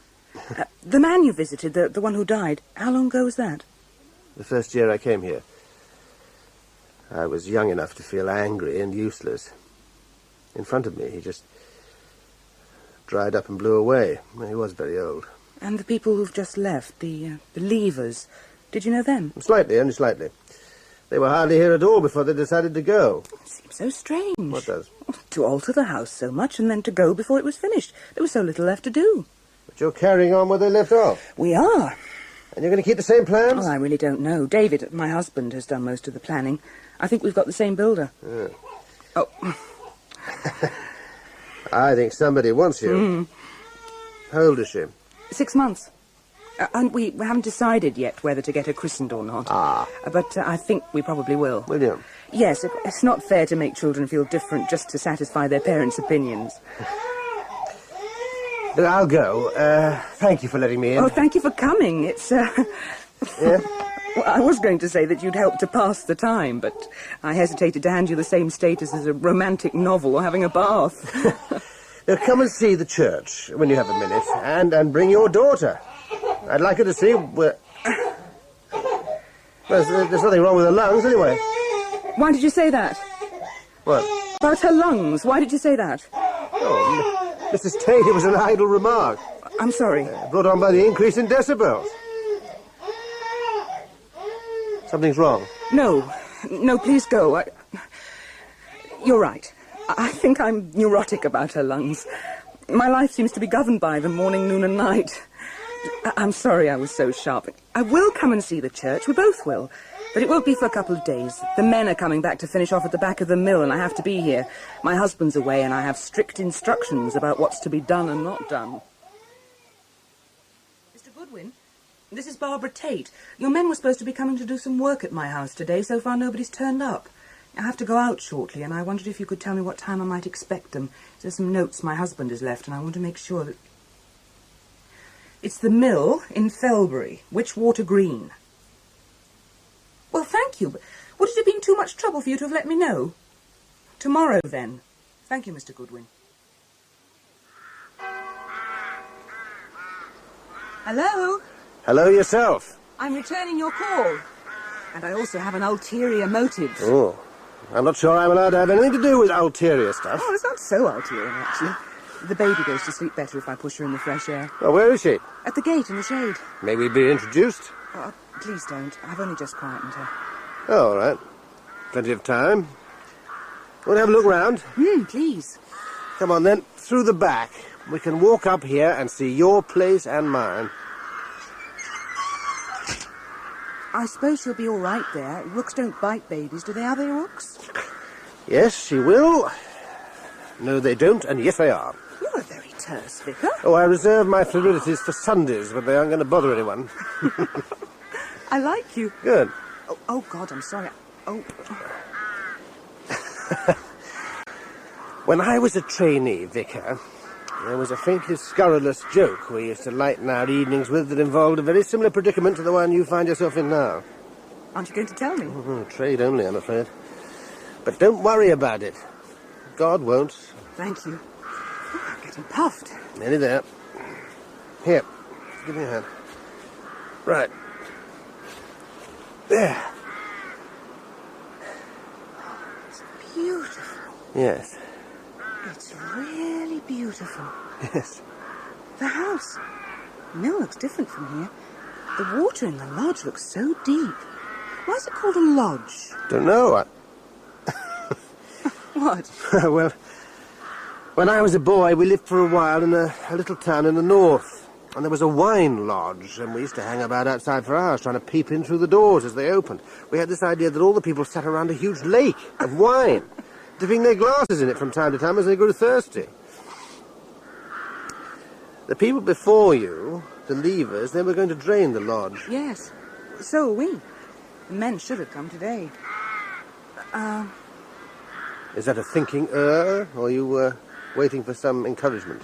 I don't know what to call you. My name's Roy. It may take me a little time to work up to it. I shall probably call you Hum at first. Can I see inside the church? It's cool. And serene. So quiet, peaceful. Well, I'm not sure I approve of that. You should be here on a Sunday afternoon when all things bright and beautiful are clanging off the rafters. Green angels? Yes, whoever gave us the stained glass employed someone who was good at green, I think. You don't approve? No, I'm old-fashioned. Even if I don't go to church, I still prefer white angels. The baby! What was it? Is she all right? Let me see. It's all right. It's all right. Can I see? It's nothing. She must have been startled. Oh, What? her hair, her face. They're wet. Cold and wet. Well, tears. Surely, tears. She was crying. She cried once. The walls are thick. She might have wakened, cried to herself quietly for a while And then got fed up. You're right. You're right. What's that? They're on the wall. What is it? Moss. Lichen. Looks slimy. Wet. Churchyard walls are cool. Sometimes damp. I'll walk you home. We'll be fine. There's no need, but thank you. This house surrounds me.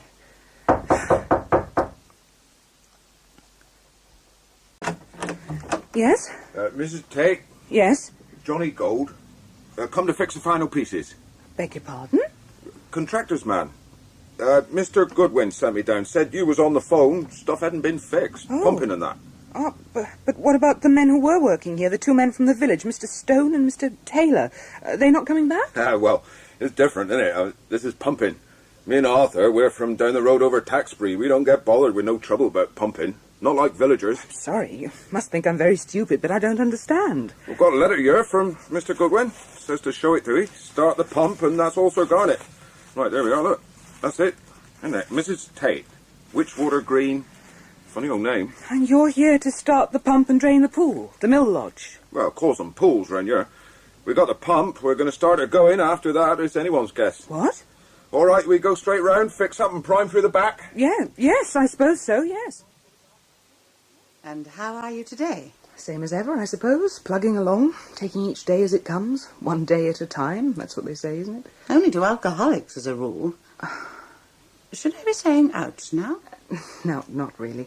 I drank more than was good for me for a little while. I don't drink at all now. When was this? A long time ago? Recently? Oh, I feel like a clumsy dentist again. Caught another nerve. Rowley, my son, is 13, nearly 14. It was a shock to find myself pregnant again. I started drinking heavily because of it. Hot baths and gin? Or something more psychologically based? I didn't want another baby. Ah, it wasn't planned. No, it was the wine-dark Aegean Sea.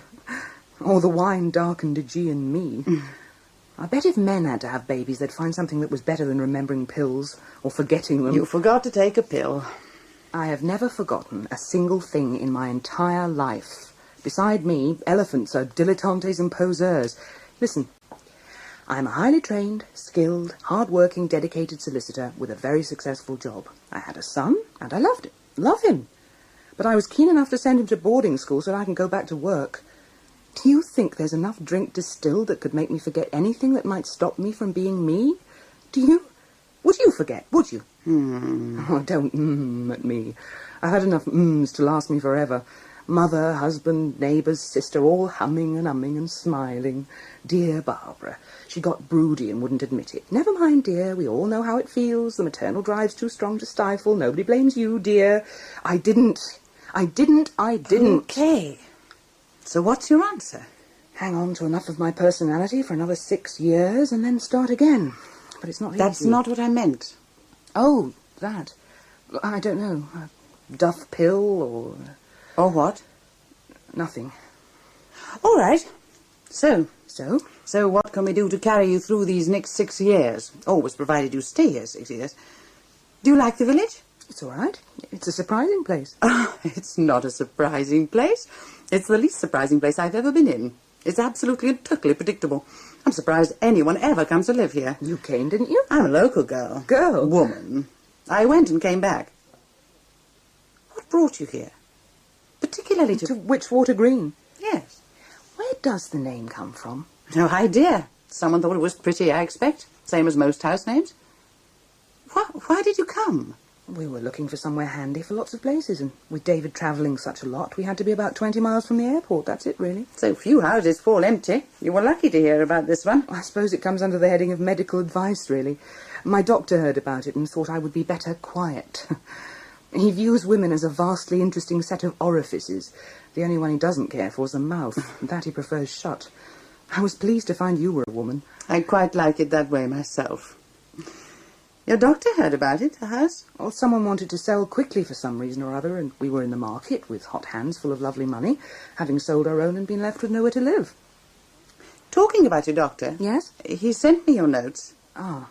And now I know why you asked me if I thought you were mad. I had some very funny notions. Would you like to talk about them? No, not now. Well, if not now, then some other time, maybe. Maybe. Are we finished? Next time, I'd like to have a better look at Sarah, isn't it? Yes. Why? I double as doctor and health clinic. We'll need to see how she's progressing, that's all. That's all. I don't see why. I'm sorry, but I just don't see why. Well, what we got to do first, we got to take the water out of this land here. With no deep mystery, missus. Simple matter of doing things in order, nice and regular, that's all. But the important job is to drain the pool. You must see that. Been here some few years, by all accounts.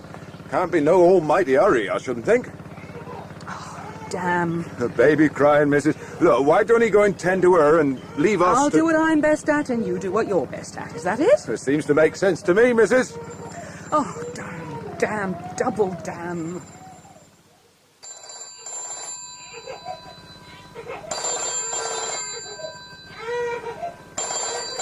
Barbara Tate. Because I can't remember the bloody number, that's why. Anyway, I'm a person, not a set of digits. Oh, David, I'm sorry. Where are you? The airport? What time will you be home? Bahrain. Oh, David, that really is the last straw. When will you be home?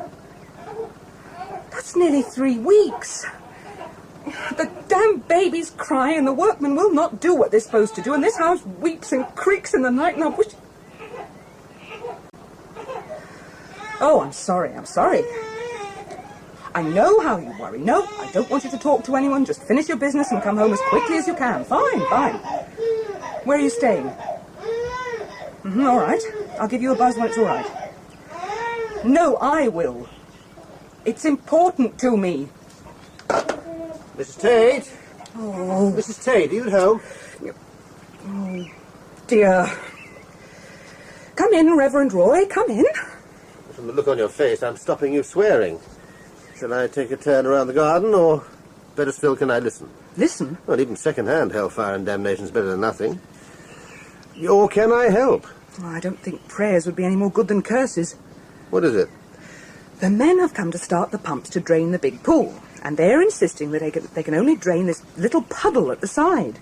They have to do that before they can start on the big one. Why? And does it make a great difference? It makes a difference to me. You see how the house is built? Yeah. One wall of this house is the bank of that damn pool. I still don't understand. I don't want to sound like a hysterical woman. I don't want to sound like a hysterical anything. Sit down a minute and tell me. Listen. Can you hear anything? Well, the pump. Normal noises, birds, breeze, trees rustling. Can you hear any water noise? No.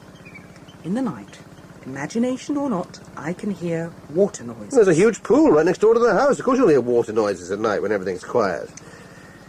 Yeah.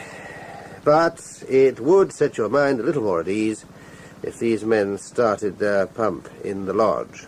At least it might drown out any noise in the night with the sound of the pumping. I could tell myself something was happening. Right. Stop that a minute, will you please? Oh, hello, Vicar. John Goad, isn't it? That's right, Vicar. Johnny Gold over at Taxbury Way. Brought in special for this one, Vicar. Mrs. Tate says you won't drain the big pool. Well, it isn't a matter of won't, Vicar. Well, you know that as well as anyone. It's a matter of small things to do, and then maybe big things will happen. What are you saying? Country expressions, Mrs. No more. Country sayings. Will you start the pump in the big pool, please? Well, I can't do that, Reverend. I've got to... Do you know me? Well... Do you? Yes, I do, Reverend. Start the pump in the big pool, please. In the lodge. You look quite fierce. I'm amazed. If I'd been an evildoer, I'd have been very impressed. An evildoer? No, not you, Mrs. Tate, not you. Of all people, not you. Of all people? Well, let's say I'd be surprised. Disappointed, too. Okay, but thank you anyway for the compliment and the miracle, even if minor. Well, I understand local people. They sometimes seem obstructive. Often it's no more than a different way of looking at things. I've been meaning to ask you something. Yeah? Why is the church built so far out of the village? Oh, pure availability of land, I should think. Most of the village... The old village nestles in the hollow. The church came quite a bit later. They put it in the only place that was left. When we first drove here, David and I, all the land around was so dry and parched, we were depressed. Yes. It's been a poor summer for water, but that doesn't bother us here too much. It's as if the village sits in a green cup. When you see it from a long way off, from the high road, it looks like a green velvet cup. I fell in love with it at once. Pity it. Nothing. Pity the love affair didn't last. Yes. Oh, give us a chance, Mrs. Tate. You hardly know us. Love has to grow. It can't be forced. It's odd. The baby seems to cry so little, and yet you always seem to be unlucky. I'll go. Let you see to her. Right. Oh, I nearly forgot. When you came, I started in with my troubles. Had you come for anything special? Oh, we're having a little coffee morning at the church hall tomorrow, the Women's Institute and myself. Will you come? Oh, do come. If it does nothing else, it'll take you out of yourself. And you might make a friend. Lots of women come from all around. They're not by any means all religious. My son comes home tonight from boarding school for a couple of days. I wouldn't want to leave him until he'd made some friends of his own. Well, bring him if you like. There'll be children.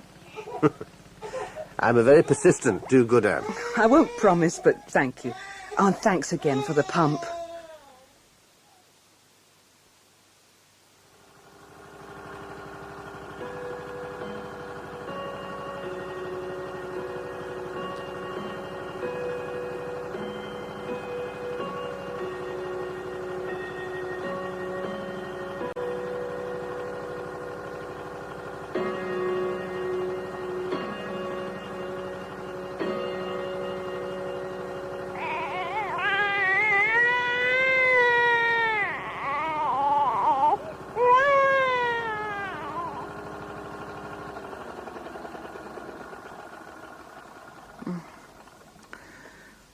What? What?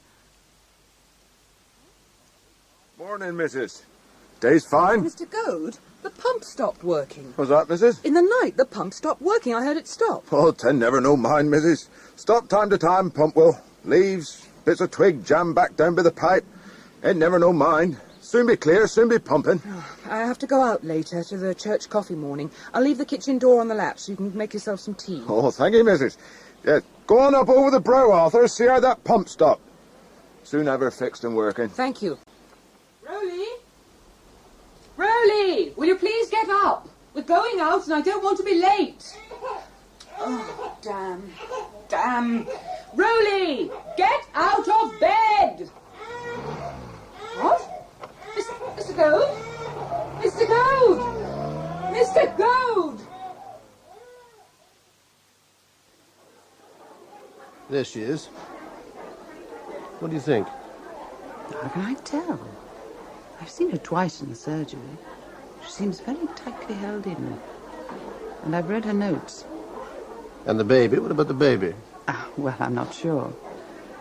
But Mrs. Tate is not easy to know. I have a very funny feeling about Mrs. Tate, and I think you're quite right. Mrs. Tate, how lovely of you to make it. Why don't you park Sarah, isn't it? Why don't you leave Sarah in the pram park and come and have a cup of coffee with us? Hello, Mrs. Tate. How are you? How's the pump? Hello, both of you. Don't talk to me about pumps. Oh, pumps. Pumps?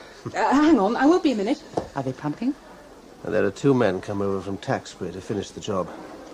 I had to have a word with them for her. Goodwin was being difficult. Yeah, here we are. Now then, Mrs. Tate.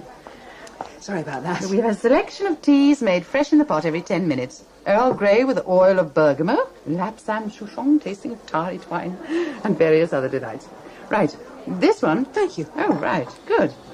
I thought you were bringing your son. He was press-ganged outside the hall, I'm pleased to say. Was last seen disappearing into the middle distance with a merry, if small, band of pilgrims. What about this pump? In the night. Stopped working. Stopped working? How? Oh, I don't know. Got bunged up or something. Anyway, the men came and they've taken it away. Hello, Vicar. Oh. Hello, Dr. Rayner. Hello, Mrs. Williams. Hello, Wendy. Isn't anyone going to introduce me? It's not fair keeping the new faces to yourself, you know. Yes, of course. I think I'll circulate. See you later, people. This is Wendy Williams, Mrs. Tate. Barbara Tate. Hello. Are you new in the village? Oh, we moved into the area about 2 weeks ago, but it's the first time I've ventured out socially. Poor you. It's not exactly a metropolis, is it? Not exactly. Well, ladies, if you'll excuse me, I have to organise the draw. Good riddance. It's a bit harsh, isn't it? I feel harsh today. Where do you live? In the mill, Witchwater Green, over at the other end of the church. Do you indeed? Yes. You bought it from the Levers? Yes. Oh, my husband saw to it all, actually. How did you happen to hear of it?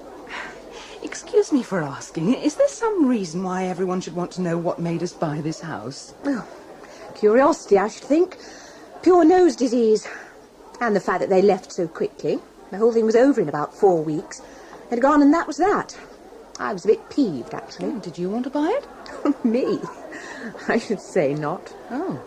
No, it was Jane Lever, living up to her name. And I thought she was a friend of mine. Listen, do you know what she did? She... You can't stop now. I'm intrigued.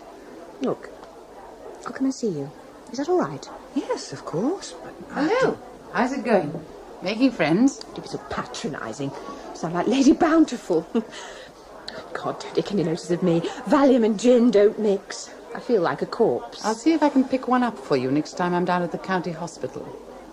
And if you're mixing Valium and gin, I don't want to be your doctor anymore. Oh, that's right, Pontius. Who gave me the Valium? You. I think I advised washing them down with water, though, if I remember.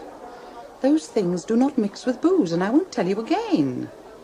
Actually, if you do it again, I may not be able to tell you, or you won't be able to listen. Oh, Mrs. Tate, Roy Brown asked me to tell you he'll be popping over later to make sure you get your pump started okay. And your little cherub is making signs of wanting to go home. Can I come down, or am I being a nuisance? Look at this. Well, Oh. Yes, oh. I thought you said go to take the pump away to fix it. That's what you get for jumping to conclusions. All that happened was I heard him drive away. I can't believe it. Let's have a look. What's the matter? Nothing. I don't believe you. What's that? Oh. The pipe's been cut. That's why the pump stopped working. It's got an automatic cutout. Won't pump if it's got something going through it that isn't water. What? End up with grass and cut. And... Oh. What in the Lord's name is that? This has nothing to do with any lord that you and I would want to have anything to do with. Can I use your phone? Yes, of course. Why? I don't understand. What is that thing? Got a lot of names and a lot of meanings.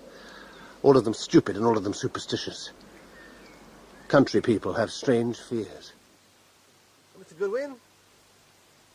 This is the vicar. Your men have stopped working because someone has put a water doll beside the pump at Witchwater Green. I won't have this, Mr. Goodwin. Mr. Goodwin, you know who I am, don't you? Yes. Now send your men back up here at 4 o'clock. I'll meet them here and we will sort this out. Thank you, Mr. Goodwin. I'll come back at 4 o'clock. And please... I won't talk to anyone about it. Especially not Wendy Williams, if you don't mind. Just a minute. Oh, hello. I was bored. Come in.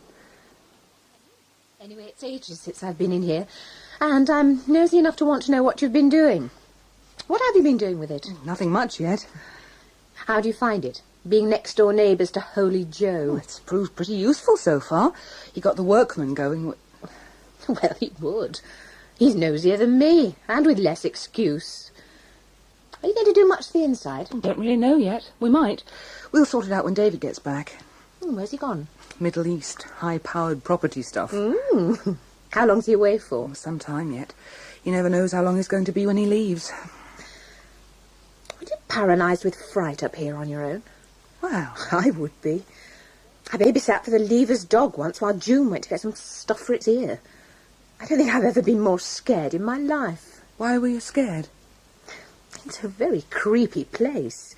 Full of oozings and creepings and tricklings. Ooh.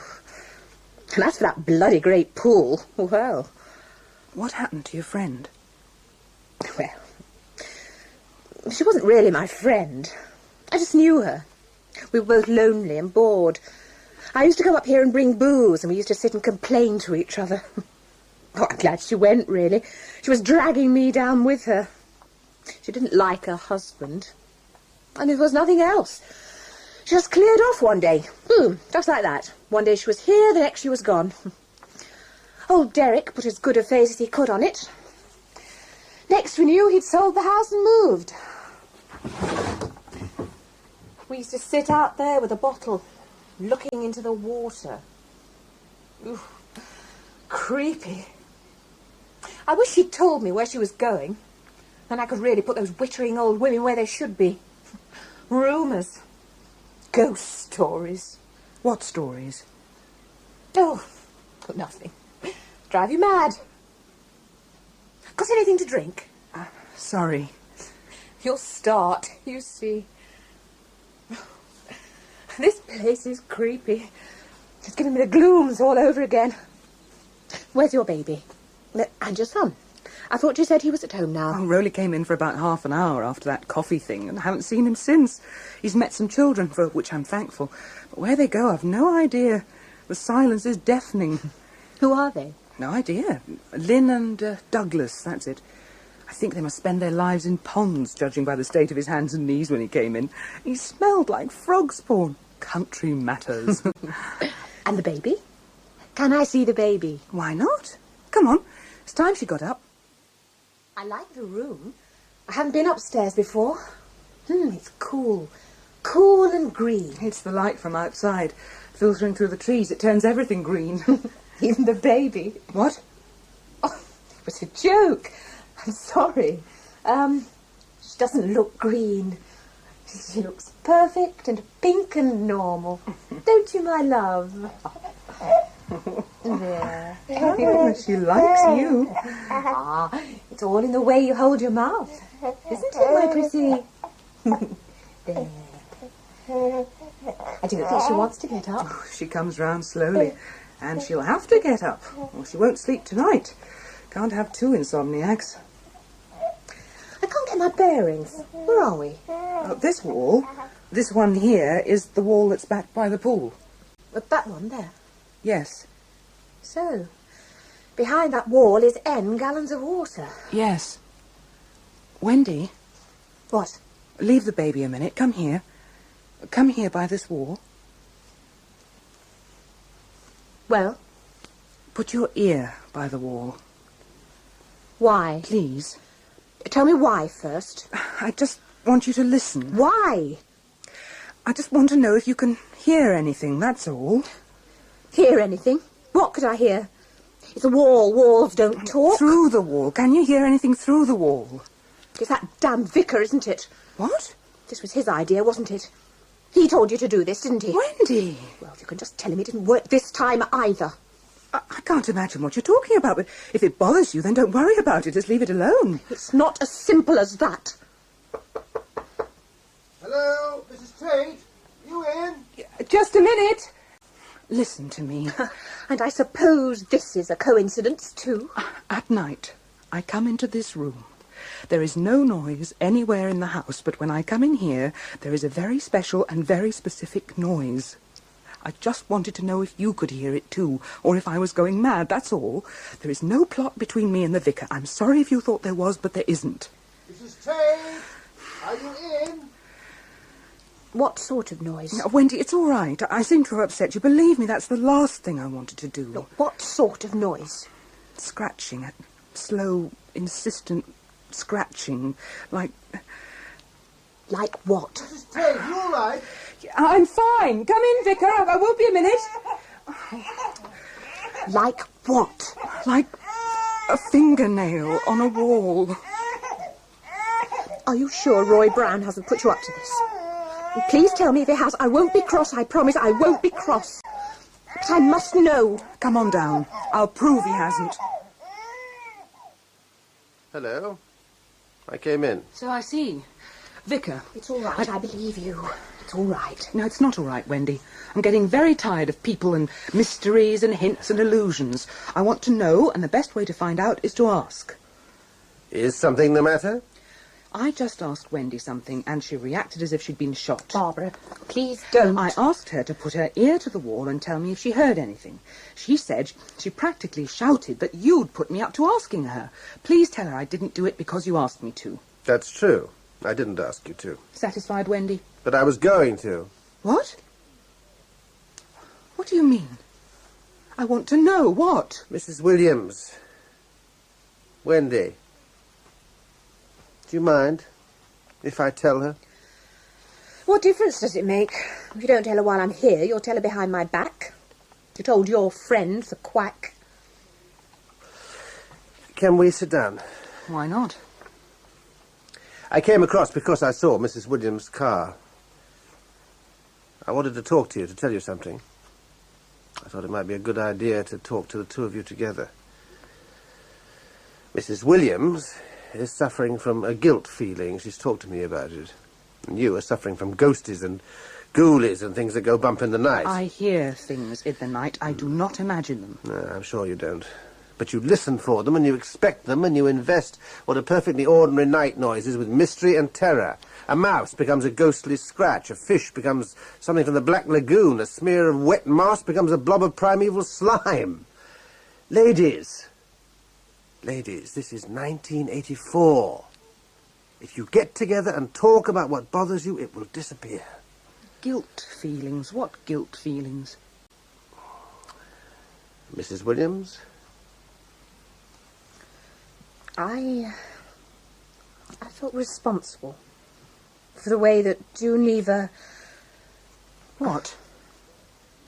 Disappeared. She left. She disappeared. Both sets of fears are irrational. There are no ghosts in the walls, and June Lever left because... Well, tell her yourself. You'll feel better if you do it yourself. She was the nearest thing to a best friend I had. What I did was unforgivable. I was bored.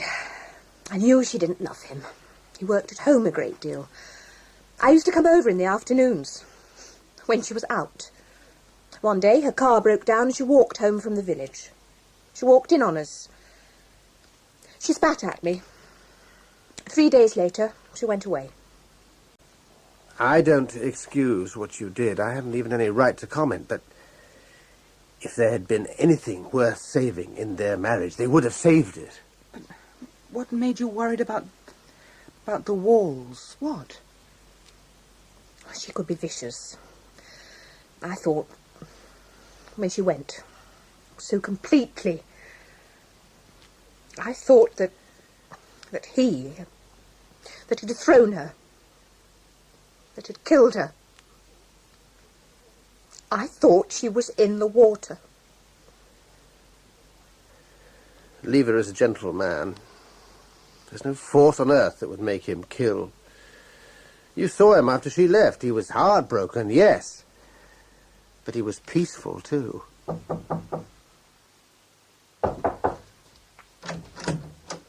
Oh, hello, Mr. Goad. You're early. Wouldn't mind getting started. Wouldn't mind getting finished, neither. The vicar's here. Oh, aye. Won't be no doubt there. Vicar will be here right enough. Will you come in? Better not. I shouldn't think. Covered in mud and all sorts. Vicar, it's Mr. Goad.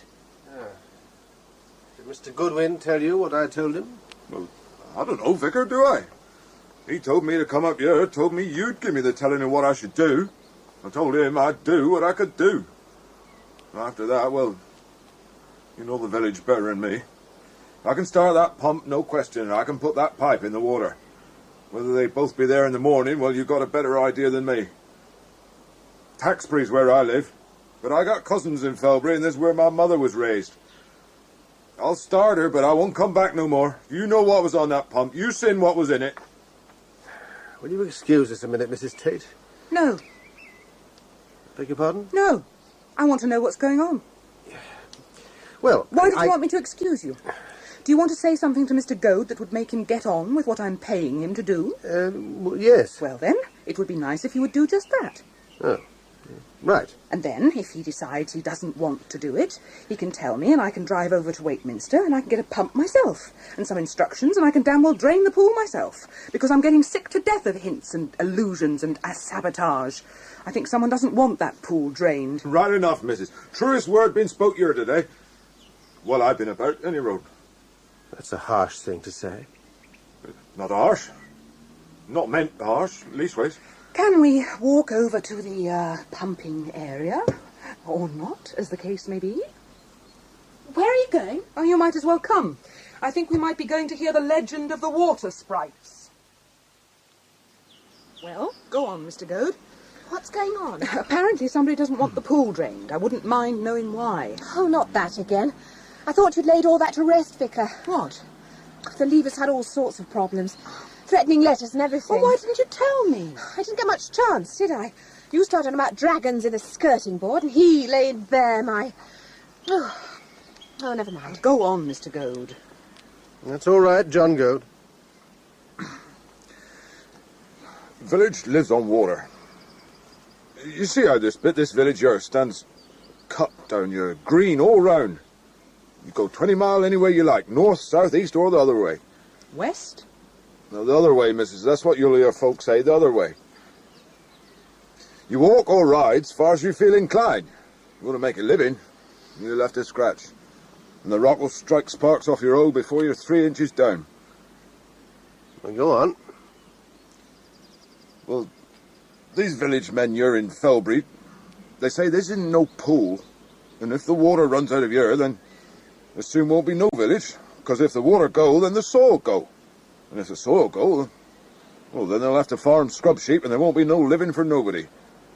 And that's why no one wants this pump working. They say this pool here stretches down for a mile and nothing thrown in there ever comes out. I'm going to start this here pump, missus. I'll set her running, and then I'm going off away. And if the water's still coming out of here tomorrow, that's when you'll see me again. And if it's not, then you won't. There is the glimmer of reason in what they say. A deep pool of water can form its own microclimate and start the cycle of precipitation in an area like this. Or so I understand. I don't want to be rude. No, that means you're going to. Oh, go on, though, I can take it. I would be very obliged if you will not bolster ancient superstition with dubious semi-scientific fact. Ah. I may be an LLB, but my first degree included an element of geography, and I have never heard of a microclimate that was quite so micro as that. Well, drink, anyone. I didn't have any in the house. I was saving you from yourself. I thought you were an incipient plonky. Oh, no, you don't. Now I feel that if you are, it's your own business. Vicar? Call me Roy. When I get to know you better. Well, it was nice of you both to call. And thank you, Roy, for at least bringing Mr. Goad back again. Ah. Oh, my word. And I'll tell you something else. I'm not going to sleep tonight. I'm going to stay awake all night. If anyone switches that pump off, I'm going to know who it is. If I have to stay up till dawn. Well, if you have any problems, ring me. 9033. Right. Are you off, Vicar? Well, yes, I suppose so. Cheerio, then. Yeah, right. Cheerio, ladies. Let me know if there's anything I can do, won't you? We will. Bye. Good riddance. Wendy, bye. I'll let you know if anything happens. You were a trifle pointed, weren't you? I was afraid he wasn't going to go. Listen, is Rowley going back tonight? I suppose so, if he ever comes in again. I have to get him cleaned up before I put him on the train. Can I come over and stand guard with you?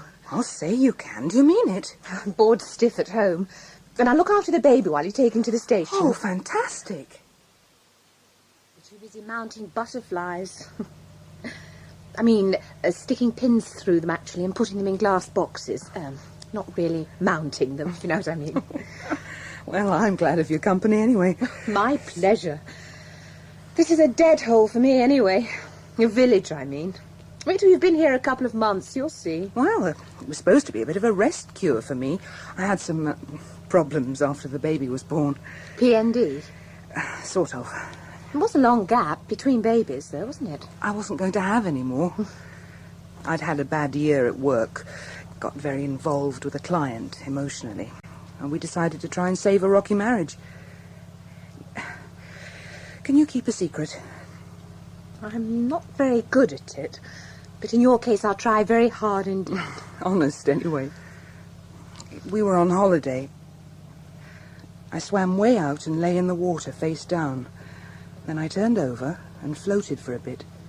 The sun was low and the light turned me and the water all golden, washing me in light. I thought, how lovely for it to all end like that. I was very unhappy. You must have been. Suddenly there was a great surge in the water under me and I went under. Well? I was missing for about 12 hours. Some fishermen found me. When they found me, I was naked. A little while later, after we got home, I found I was having a baby. My mind flew into little bits. I couldn't put it back again. I felt that everyone was looking at me. My doctor heard about this place and David came up and fell in love with it, so we moved. Well, it's quiet enough. But I should have thought you'd got more people looking at you here than where you were before, wherever it was. It's a local hobby here, looking at people. Dr. Dollis said it would... Who? My doctor, Dr. Dollis. He said... What's the matter? Jane Rayner, your doctor here. Well, the only doctor here, come to that. Her name is Dollis before she got married. It's one of the old village names. Her mother still lives here at the bottom end. Her brother's a doctor, I think. How funny. I wonder why she didn't say. Probably didn't want you to think you'd been handed over. Didn't want to fuel the paranoia. Oops, I'm sorry. What's the matter? Listen. I can't hear anything. Nor can I. The pump has stopped. Come on. The water's still trickling. Where's the torch? Here. What are you going to do?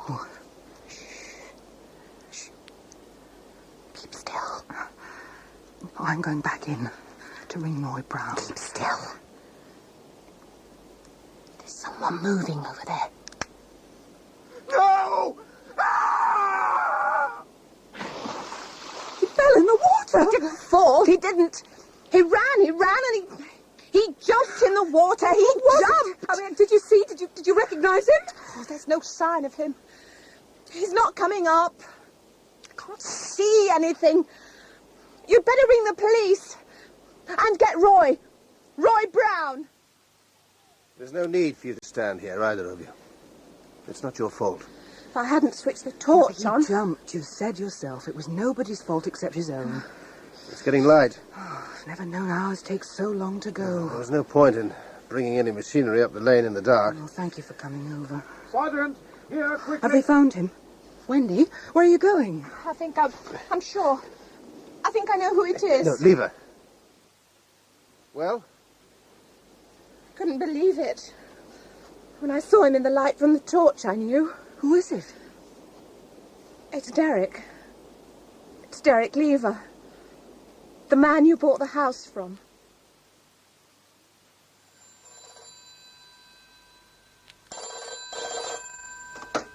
Hello? Hello, Mother. No, I'm just off. No, Wendy Williams, the woman who was with me. She's coming over to look after the baby. Well, she went to give her evidence yesterday. I told you, you just don't listen. It's a coroner, that's all, and it's a preliminary hearing. Must have been out of his mind, poor devil. I have to give evidence about some letters he wrote to David. He was trying to get us to sell the house back. Oh, David was trying to keep me from worrying, wasn't he? Yes, very kind. Just nearly drove me out of my wits with fright. The doctor's given me a tonic. I feel much better. Now, I can't stop to argue with you now, Mother. I'm late for this damn hearing, and God knows where Rowley's off to.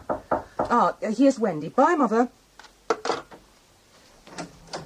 Hello. Hello, hi. Look, the baby's asleep, and the Lord knows where Rowley is. Can I go? I'm late. You look very chirpy. What's that stuff they're giving you? Iron, I think, but I don't care. It could be anything, but it's keeping me alive. See you later. Bye. And don't give cheek to the coroner. He's got no sense of humour.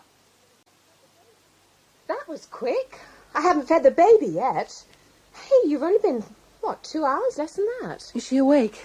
Well, she woke up early, so I asked Rowley to take her off for a walk with those unseen friends of his. Hey, listen. I've been reading this book.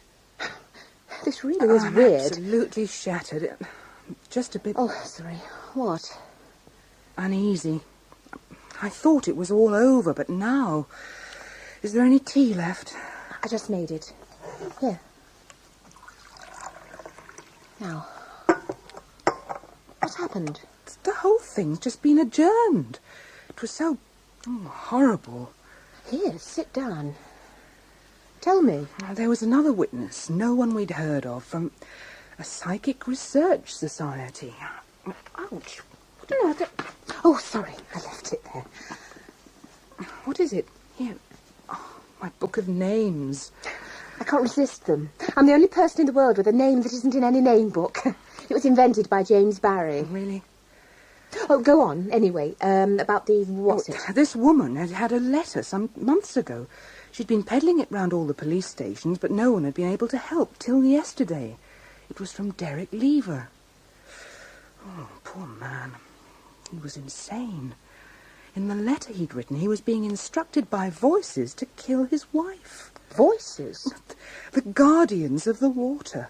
The woman from the pool. What? And the man of the black water. Oh, my dear Lord. What? They've taken the baby. I let them.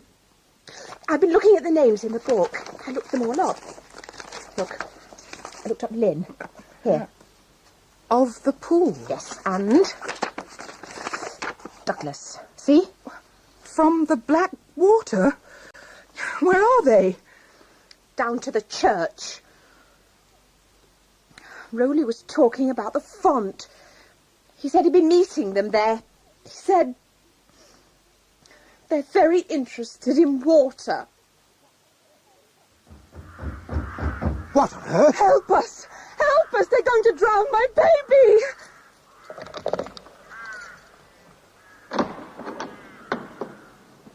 In the name of the true God, the one God, I command you to leave the child. I command you from the depths of my being and the bottom of my soul. I must confess, all I felt was silly. For 30 seconds, I thought my heart was going to stop. It was my fault.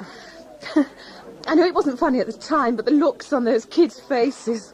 I think they thought they were about to be struck down. Well, they might think twice, though, before they have any more mock christenings. Oh, there's your husband. Oh, come on, Wendy. Now's your chance to meet an international typhoon. Right. Reverend Roy. Dr. Jane. Well done. She seems easier. What have you given her? Peace of mind. I should have done it sooner. What? Modern sort of opium. Have you seen the baby properly? I think my brother was right. The legend coming true? After all these years, the child of the water. That colour, that pale olive, is exactly right. Only one test, then. And we'd already have had that if it hadn't been for that name book.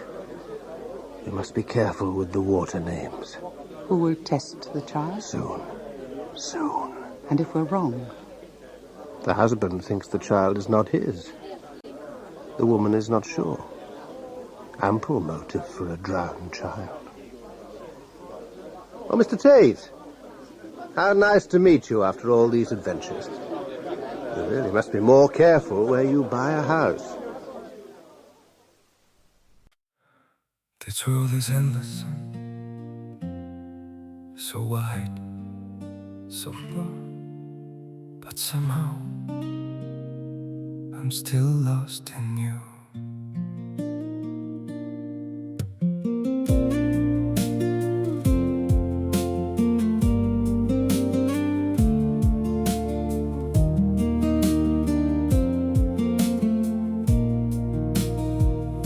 The streets are full of moving shadows, countless places I could go.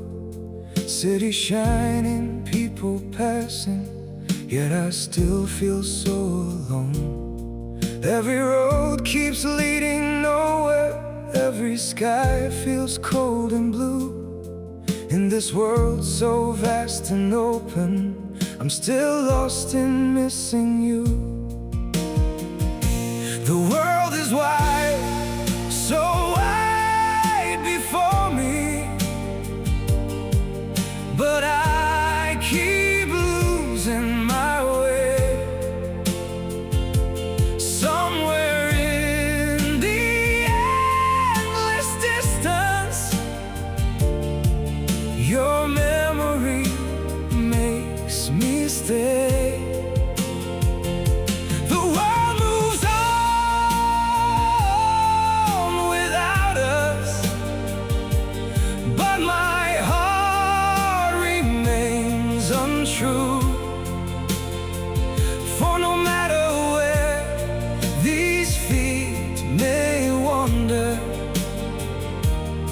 I'm still lost in missing you. I have tried to outrun silence, tried to leave your ghost behind, but your name still echoes softly through the corners of my mind. The world is wide, so wide before me, but I keep losing my way. Somewhere in the endless distance, your memory makes me stay. The world moves on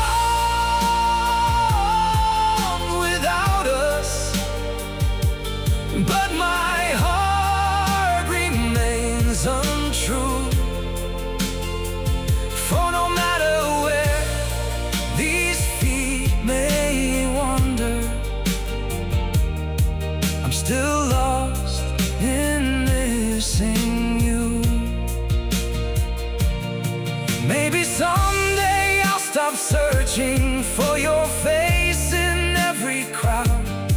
But until that day, this broken heart will keep calling your name out. The world is wide, so wide before me, but I keep losing my way. Somewhere in the endless distance, your memory makes me stay. The world moves on without us, but my heart remains untrue. For no matter where these feet may wander, I'm still lost in missing you.